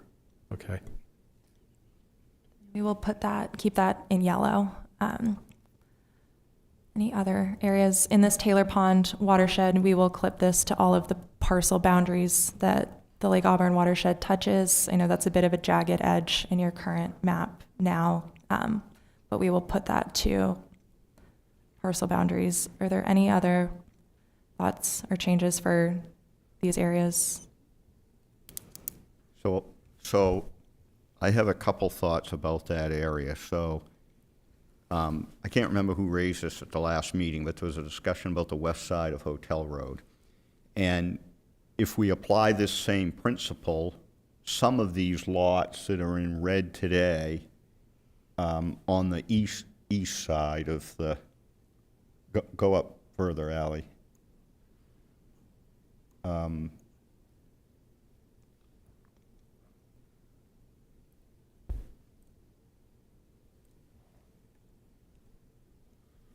Yeah, I don't think you have the right layer on there.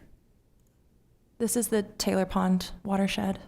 Yeah, boundary. so take off the Taylor Pond watershed and go back to your red, yellow, green, and it illustrates what I'm talking about here. Okay, so that piece that borders Taylor Pond, move your cursor up right in there. So if we apply this principle and take the split lots out, we're still going to have a number of places that are served by water and sewer in this whole, Crest Ave, that whole area.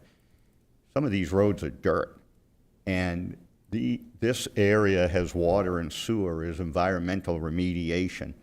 So what I would agree with the comment that someone made at the last meeting that in that area west of Hotel Road should be yellow and not red. And I would extend that all the way down Hotel. And I don't, and then this area here, if you true it up with the parcels, I think that would be okay. Because it's going to clean it up some, and we'll stay west of Hotel Road, except right in the corner there. So this area here roughly would still be red. Okay. Other thoughts from the committee on that? And there would be a desire to keep this area red and not kind of put the yellow all the way to Stevens Mill Road to square that off. Yeah, I think you could, that's the options, right? You can either just true up the split parcels and it'll leave some things in that corner in red, or you could just square it off at Stevens Mills and Hotel. I don't have strong feelings either way, but other folks on the committee might. Yeah. I think screwing it up with the roadways creates a clearer boundary than lot lines that are invisible to the eye. I guess I agree with that because, you know, as just looking at, even if you treat it up to the lot, to the lot lines, you'd be going through a neighborhood that actually looks pretty uniform right now and, you know, creating conditions where it could look really different, just house to house. That sound okay to the committee? So you're not saying go to, wait, is that Minot Avenue? This is Stevens Mill Stevens Road. Mill. Oh, okay, I'm on the wrong side. Okay. Yeah, I don't have a problem. So we'll draw a line down here in yellow and square that off with Stevens Mill and Hotel Road.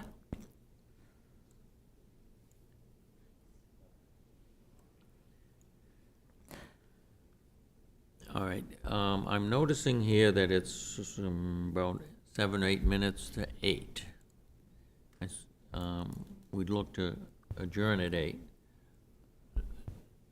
We've got a ways to go on this, so we're not going to finish it tonight. Those who might be more optimistic, good luck to you. But, do we want to just touch on the fact that there's the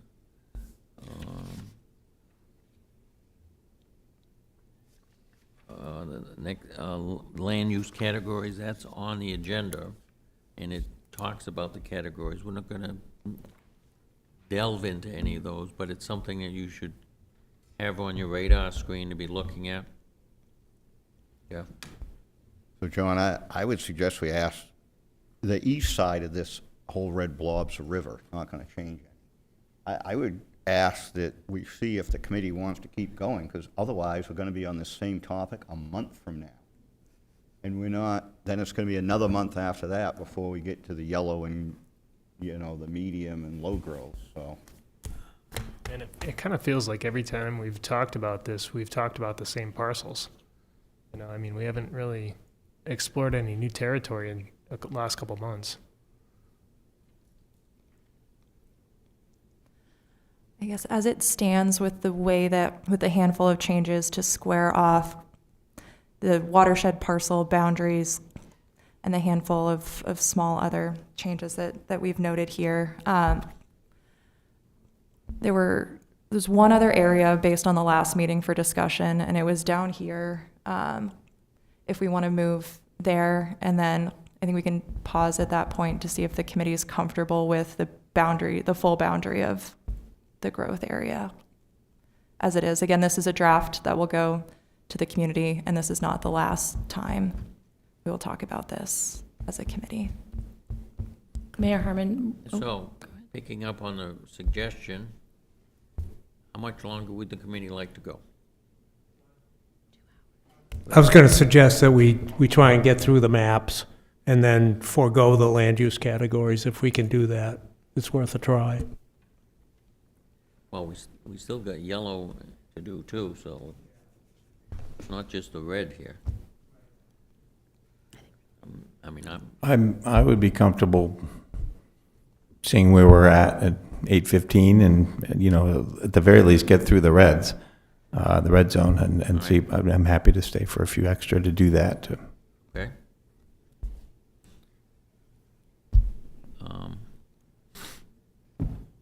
Somebody will be ordering coffee and donuts shortly, I think. Yeah, I'll just, so we'll keep chatting about this. So this particular area was brought up in the December meeting with, it was previously, one side of Washington Street was moderate, so it was yellow, and the other side was green. We adjusted and put the west side of Washington Street in the high density, high growth per the committee's suggestion, and left the area south of Washington Street in green, given habitat blocks, the streams, waterways, etc. I'm curious, and you'll see on your agenda a question about this. Should I guess it wasn't on your agenda, but it came up later. if the committee feels comfortable with this being in the green area, if there are any modifications, we're treating this as one big rectangle. We can adjust the rectangle to have multiple different growth areas within it. Just wanted to touch base with the committee on this before we move forward. Matt? Comments. Just one question. So I note that on one part of that rectangle, you're splitting lots again. Is it okay to just say everywhere unsplit lots as a way to sort of that would be my call, that in general, I don't know why we wouldn't accept in special cases, as Jeff pointed out with CMCC, why we wouldn't just unsplit lots. Yeah. So that tail area is not split lots. That's where Moore and Brook is. No, that's a road. That's where Old Danville Road goes through. So look, my suggestion, I'll just put something on the table for people to talk about here. So my suggestion is that the 3 lots that border Washington Street from the New Gloucester line to Moose Brook Road should be in the high density because they're on Washington Street. There's a likelihood of extension of water or sewer. They're about to put $2.5 million into the pumping station that's right there. And then, so the red would extend up those 3 lots and the lots on the other side of Moose Brook Road. I can't see the lot lines at all. I have no idea what lots you're talking about. Well, So it's this parcel here it runs parallel. to the street frontage, this large parcel here, and then this parcel here.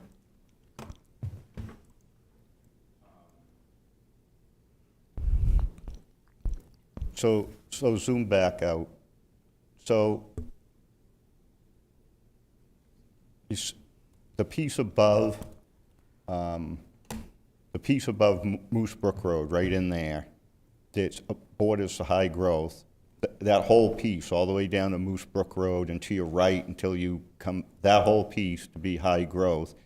And then there's that small lot right there, Ally, go up Moose Brook Road, right there's a small lot, and there's a straight line that goes behind 3 other lots that they border Washington Street and go to the New Gloucester line. So my suggestion would be that that piece right there all be high growth, and that the rest of that below it, we can talk about whether we want that in yellow and green when we get to that.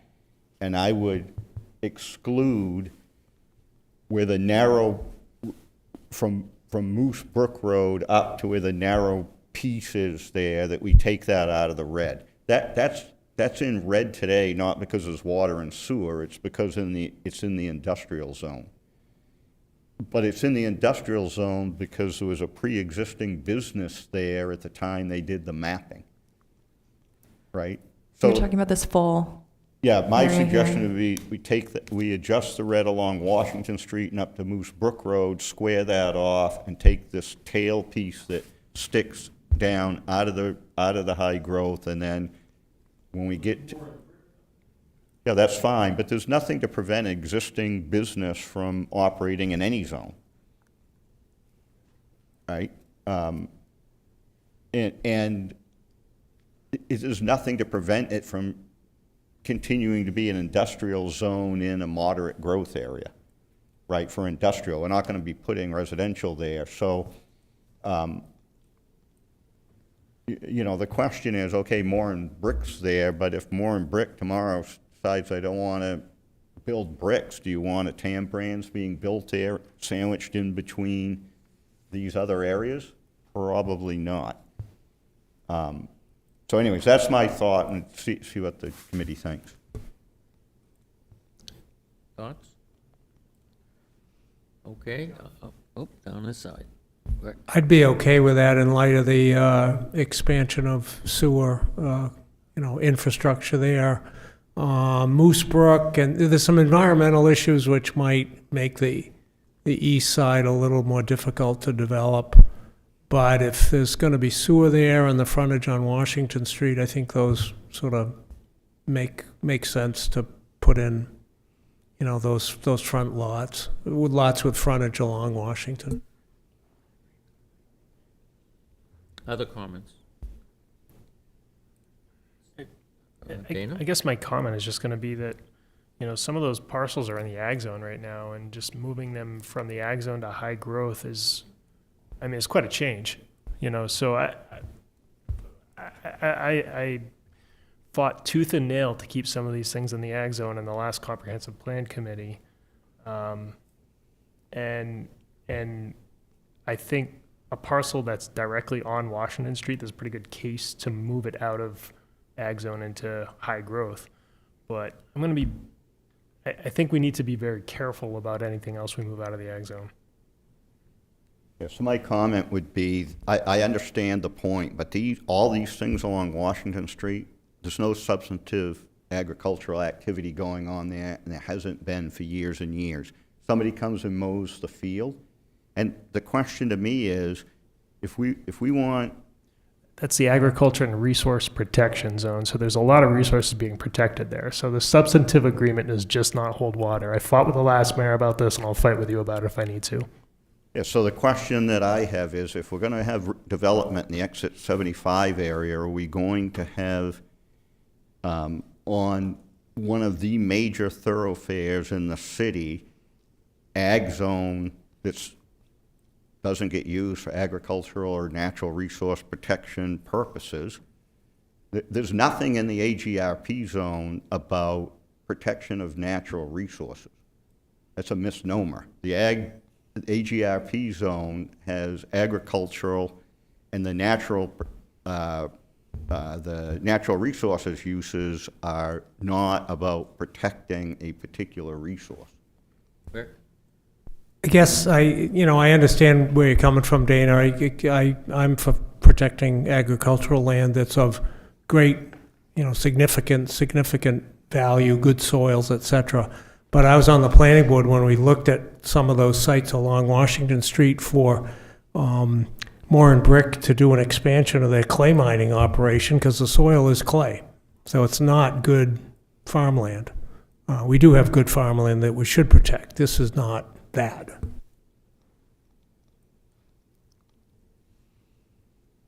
Anything else? Sam, the planning board approved a solar array on the very last lot. Do you know where that stands? It was well before you were on working for the city, but I know the last one from December, the December meeting that got approved. I think it was also in the ag zone. yeah, it's just another one of those, like Dana's talking, that sometimes the arrays are to protect the resource as well. And it's been hard for them to get them going, but that land is being used. So whether you say you're protecting a natural resource or not, the land is being used productively right now for agricultural purposes.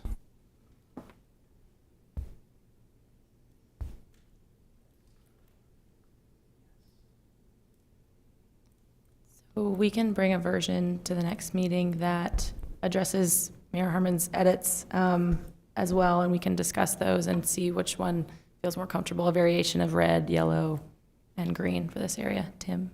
Along those lines, maybe I would propose for tonight, we make those yellow for the next, that way they're highlighted for us to look at. Yeah. Just a comment, that solar array that you're talking about, that got built. I mean, it's there.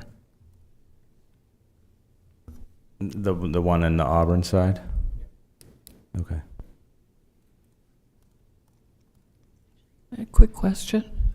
So it looks as though in that southernmost parcel that borders, that must be bordering New Gloucester, that the Royal River is on that property. Does that, the Royal River, I know there's been a lot of conservation activity around the Royal River. Does that impact that at all? I think yeah, I'm just curious about whether that somehow affects that property. Maybe just for a minute, you can bring up the layer that says beginning with habitat. It'll show those kind of things. elevation going so you can see this as well. So in this area, this darker green color is undeveloped habitat blocks, and the yellow area is wetlands. So those are areas along water body here, as well as going up this way.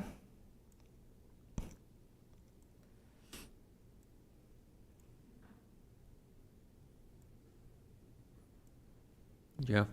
So Jane, it raises an interesting question, and I would propose that the committee is not looking at habitat blocks and wetlands and cemeteries and all of these things throughout the growth zone, because they will still impact what type of development is there. And all of those things exist all through the city today, and including places that have dense development.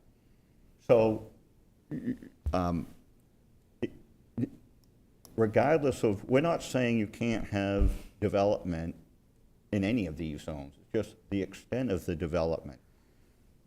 If someone wants to develop on a particular parcel, they're going to have to meet all the requirements, right? Besides, you know, setbacks and building height and whether there's vernal pools there and what their shoreland zoning ordinance setback would be and slope and all those things. So I don't think those should drive what growth zone we overlay on any particular area.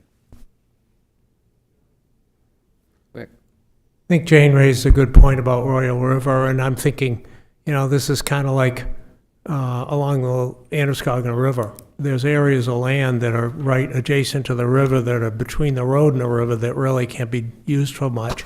And I think we may find with this that even if we zone it aggressively, it's the usage is going to be pretty limited, especially around the watersheds, which people fiercely protect.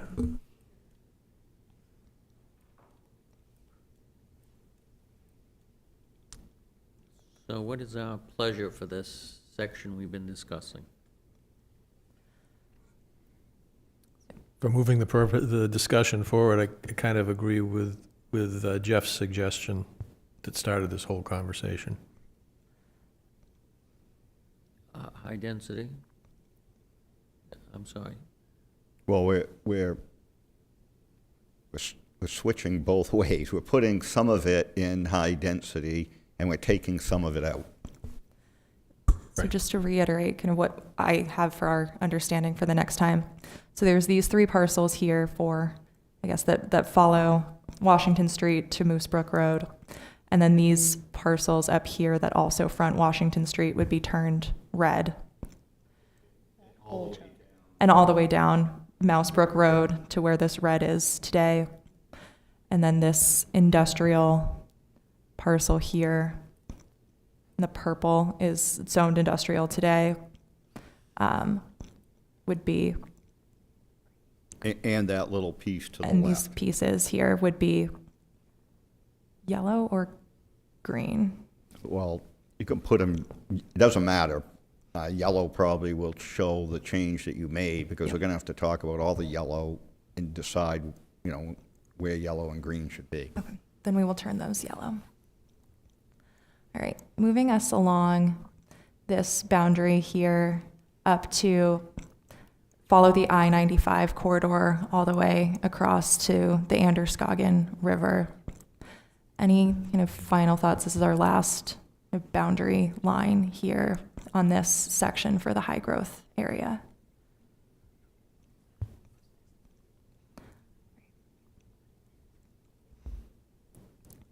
Not seeing any. So we'll keep this as is, and we'll make the handful of changes that we've talked about today to finalize this high growth area.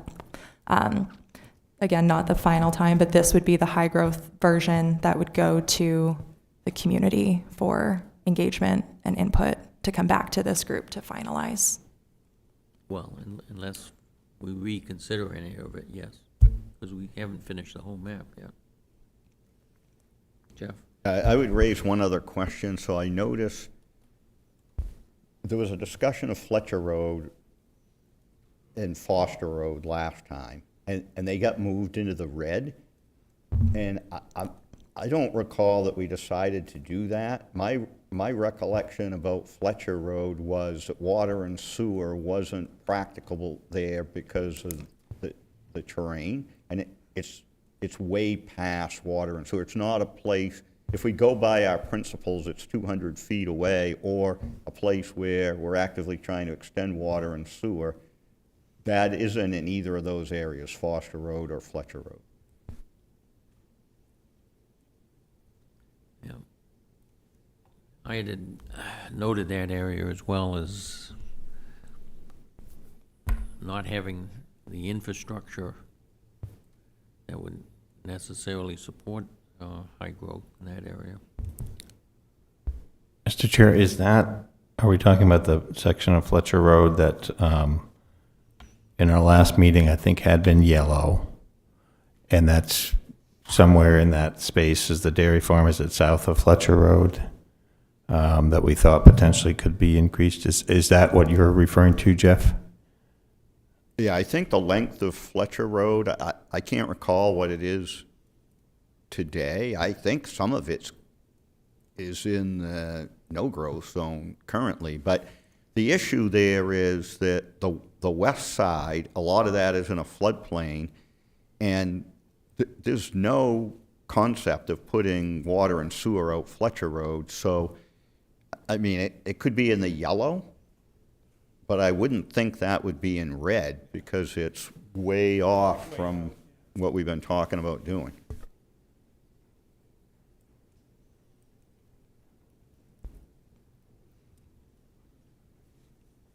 The yellow would be consistent with the continuation down Minot Avenue out towards the Minot line. I believe so.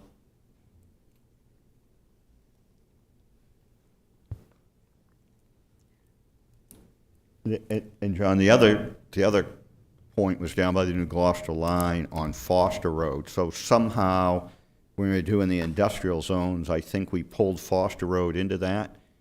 That's not in the industrial zone today, and that's not a water sewer potential area. So I think it's mostly rural residential with potentially some strip zone or something there, and that I don't think that should be in high density.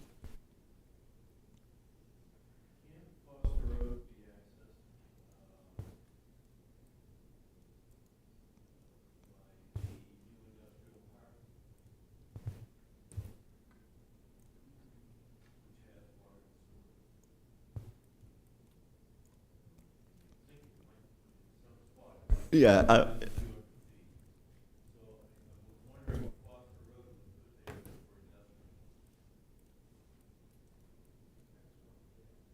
Well, perhaps out towards the Hotel Road end, but yeah, way out. Yeah, I don't know how you get to it otherwise, because you know, on the south side, you got a massive pit there. On the south side, you can't get any other access except where you are now from Hotel Road. And, you know, part of this is an industrial because it's the airport and the business park lot. Ellie, are those purple, that industrial? Yes. So this is purple, is industrial, and there's quite a few split lots that are going through that area that would front Foster Road. So the intent with what our decision, just subjective to put that into the high growth area, was because of the split parcels that do front Foster Road. So these are all split industrial, and I think. Yeah, because they're split and it's a strip zone, that was the thought, that green piece would then just move to purple. Yeah, okay. I understand, yep.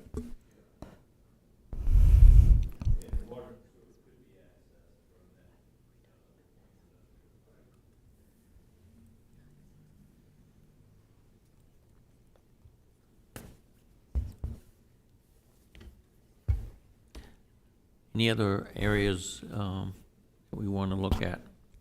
Could I just confirm something quickly? So at the last meeting, I think we confirmed, let me turn a few things off, that this parcel on both sides of Hardscrabble Road would be put into the red. That was my comment earlier. So that's the dairy farm. Someone brought that up. And so this is a very difficult one because there's current operations there that if you move this to high growth and tomorrow the zoning got changed, they'd shut down because they could not operate outside the ag zone. Long-term planning, everything around that is industrial. So my thought with this is that we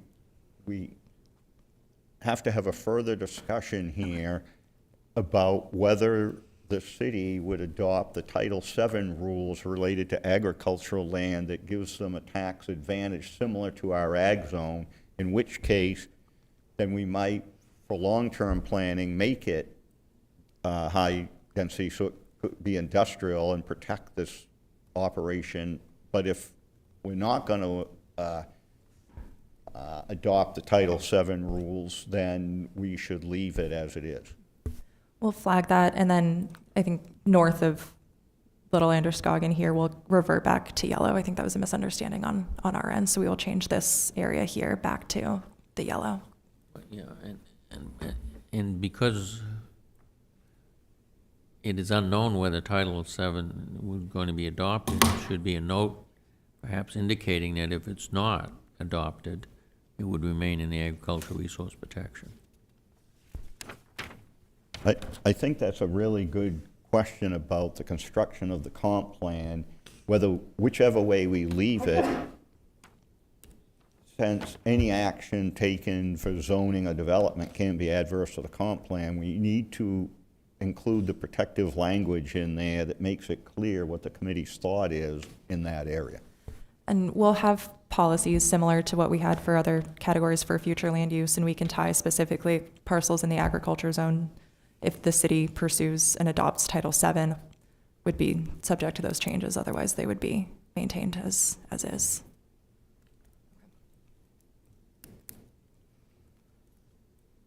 that direction clear for you?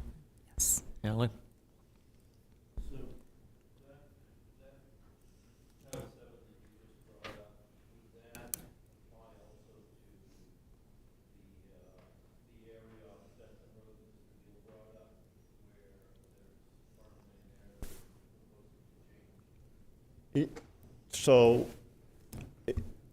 The way the current map is, it wouldn't on the west side if we made it a high growth zone. It would apply, the Title VII would apply, potentially it could be, right? The issue, why the city hasn't adopted Title VII, there's been numerous conversations with state agriculture about this, but the current ag zone provisions provide, in effect, the same protection in the ag zone for the tax advantage that Title VII would get you. So if we made this red in the area that Mr. Beal talked about and we adopted Title VII, if someone committed to using that long-term for agricultural purposes, then they could invoke the Title VII protection for that area.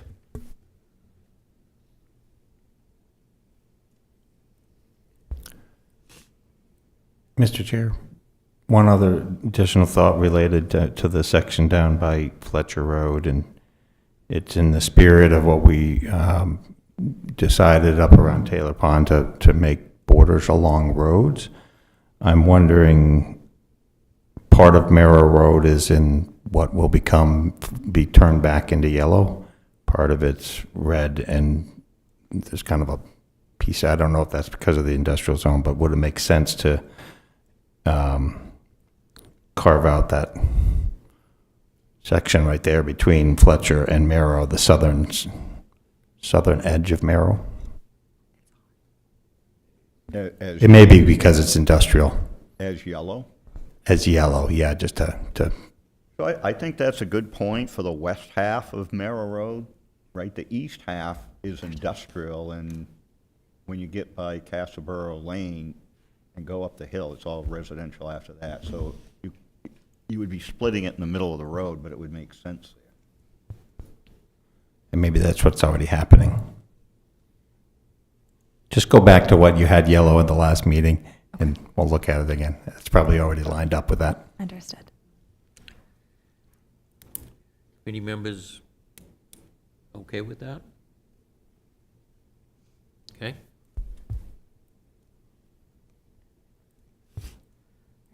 Final thoughts on the high growth area? Okay.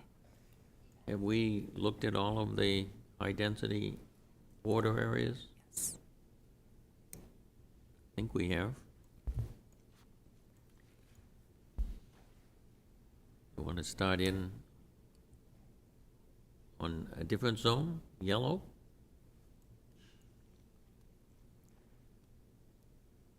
Or you want to stop here?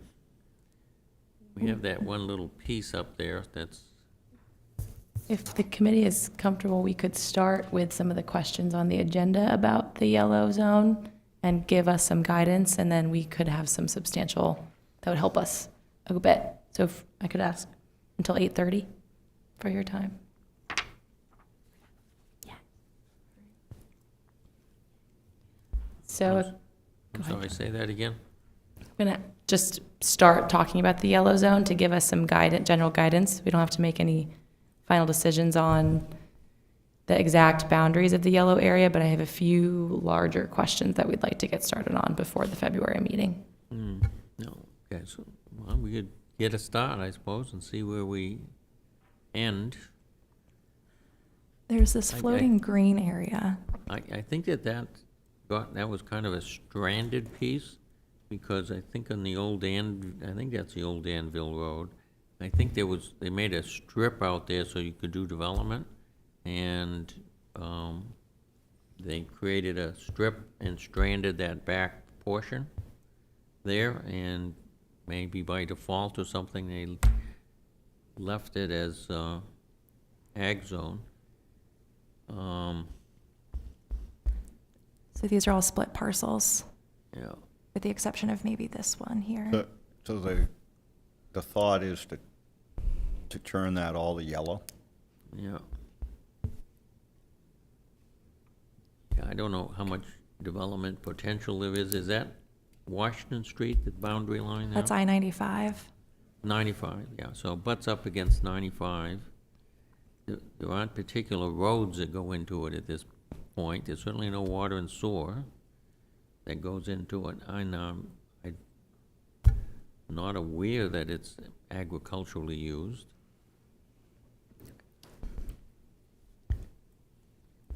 And the abutting zone I is... think your observations, that's a strip zone right there where the cursor is. So that's my guess is what happened is when they ran Yeah. down through there, Yeah, they got orphaned.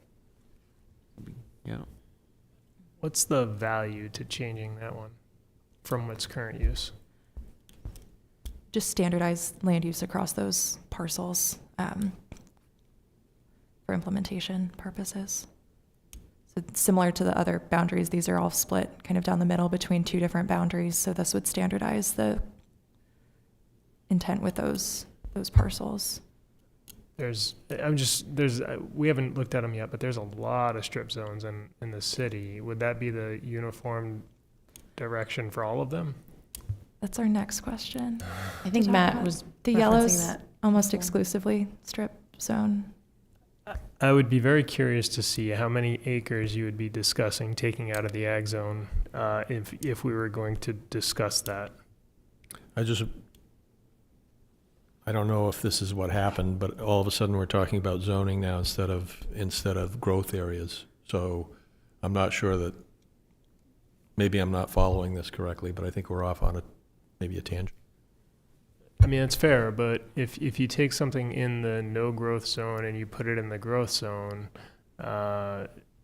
you're implementing at least some standard of expectation about development in that lot. So I think you force a zone change.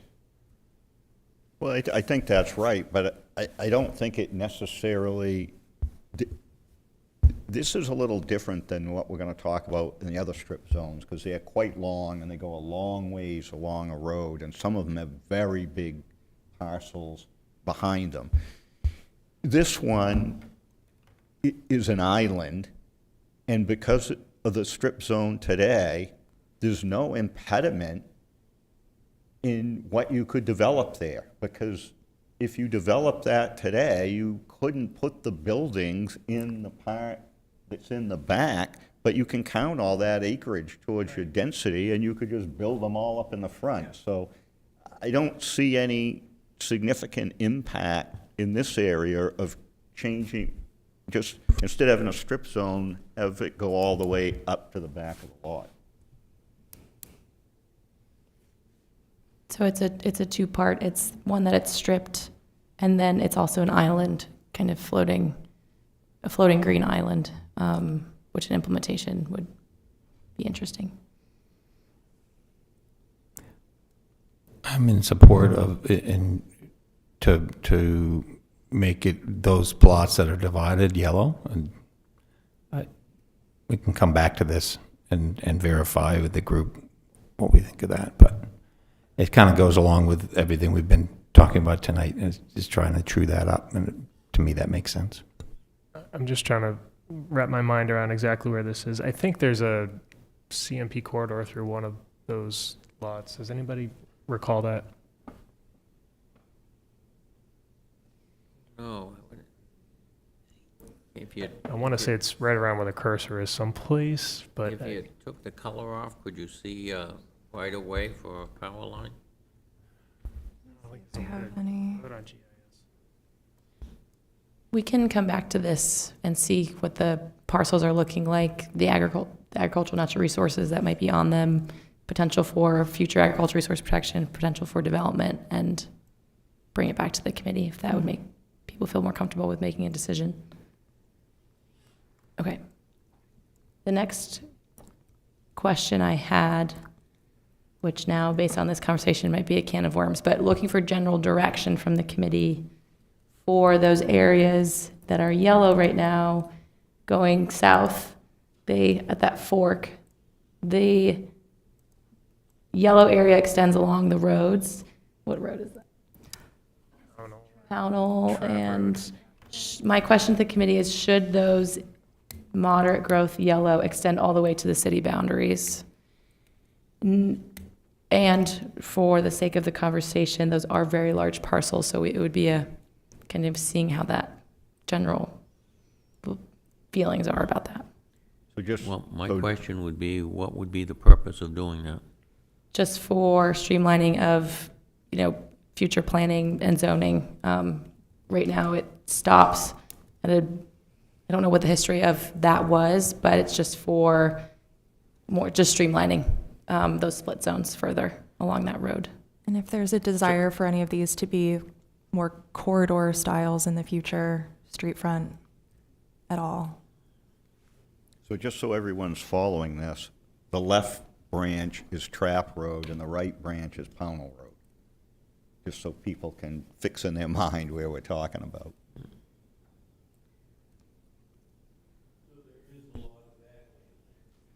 Yeah, so personally, I wouldn't extend it in Trap Road, because I think the strip zone on Trap Road, that comes out to where residential development is, and then it's all ag use past that. I don't know about Pownell Road, why that stopped there. It could be the same reason, I'm not sure.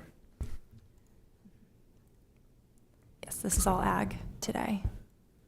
Well, one of the other considerations is the further you build out, provide opportunities, build right out to the boundary line, you're going to have to provide services.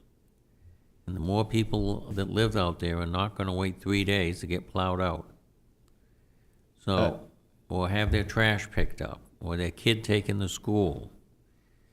So, unless there's some compelling use why we need that land to develop for residential development, it seems to me that we're passing the bill on to every other property owner in this city for that purpose. John? Just to be clear, the city manager addressed this on Pownell Road at the last meeting and said there'd be no impact on that strip zone because it's so close to the town line now. I'm not saying that's the reason you should do it, but he was pretty clear when the question was asked that extending that short distance would not have an impact.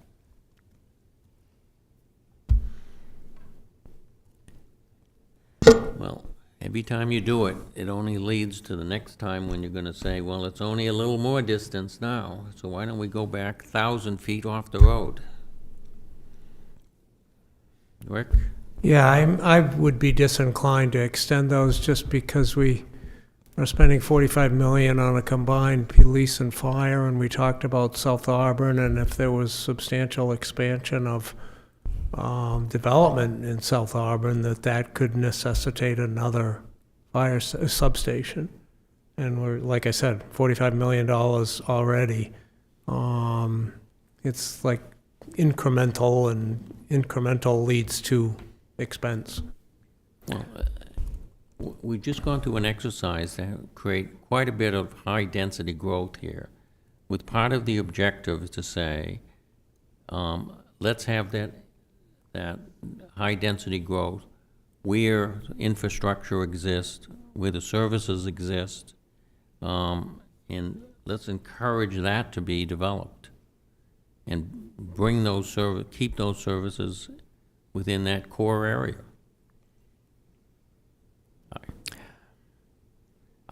I don't see a compelling argument for it, simply because you want yellow out to the borderline. Mr. Chair, to follow up on Mayor Harmon's comment that, that there was estimates it wouldn't cost more. I'd be curious if the staff could bring back, would there be cost savings if we shrunk that zone up closer to maybe where the Trap Road is, and just confirm that. What you were asking, Lauren, I guess I'm asking the opposite direction, right? In that particular case. So it'd just be helpful for our next meeting if that's something that is easy to determine. I think Jeff was shaking his head, but... So, look, Paul, I'm not advocating either way, but the point is we have to make sure we're using the facts, and we should not be relying on a fact that says it's going to cost more in services or less of services if that Pownell Road strip zone is expanded or shrunk, because it's not going to make any difference. Did I miss anyone? Comments? I had a lot more to say, but I'm just happy with what Jeff said, and it's fine. Then we will keep these as they are now.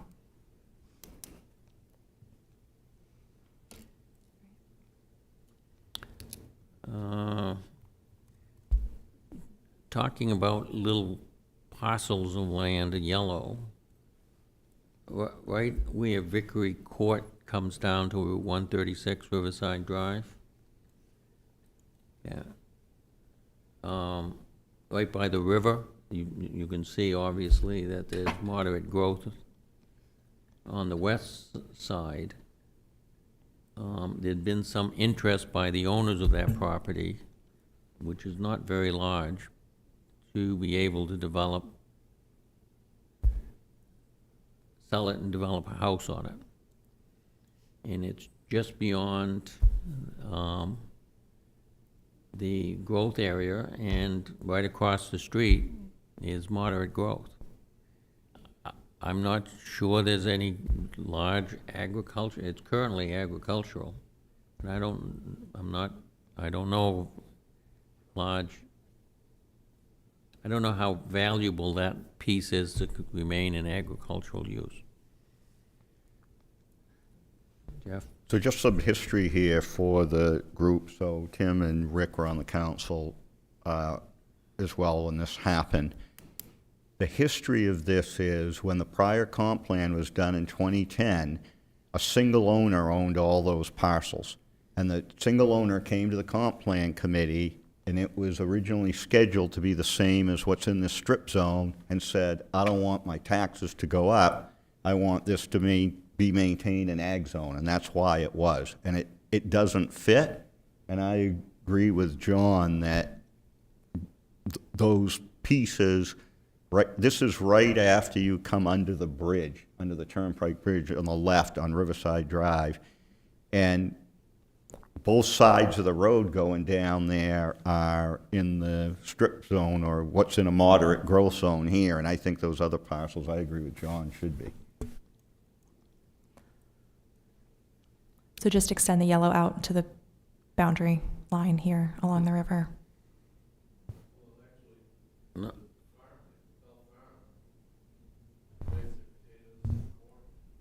Yeah, not any longer on those lots.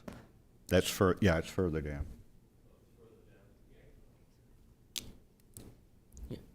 So I'm not sure the length of that going down through there, but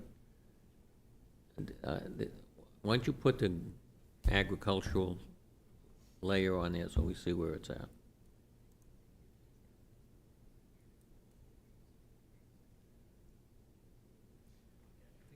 Parcels are just overgrown. Right. Right.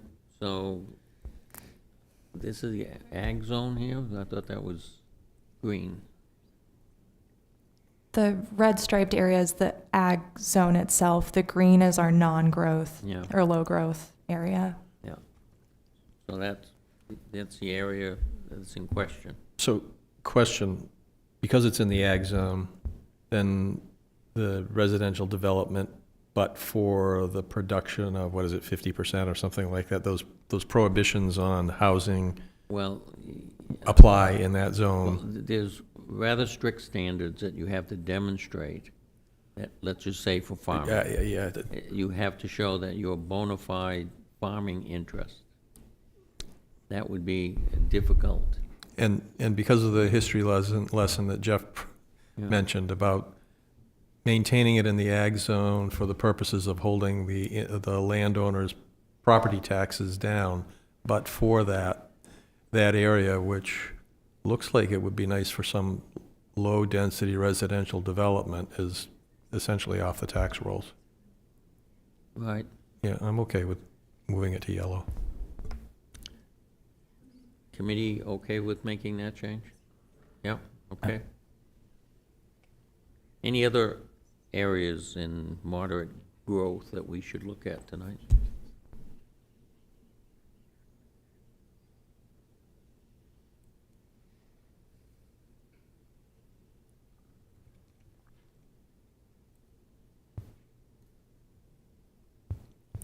You want to go back to East Auburn? We had said we'd go back and look at that for moderate growth. Want to do that tonight, or you want to do it in the next meeting? Just a question for staff. You said you had questions about the yellow zone that would help you for next time. Have those been answered? Yeah, that was the road extension ones, and that little green island. Okay, then given all the other changes we made tonight, I guess I'd rather start yellow with the map, the updated map. Updated, yeah. Just me personally. Okay, all right. Does the committee want to pursue anything else tonight? Let's just finish the whole comp plan while we're here. Yeah. Okay. Now we definitely need the coffee and donuts. Yeah. Okay, so committee ready to adjourn? Second. Okay, all those in favor? Thank you, thank you. Thank you, everyone. Oh, my goodness.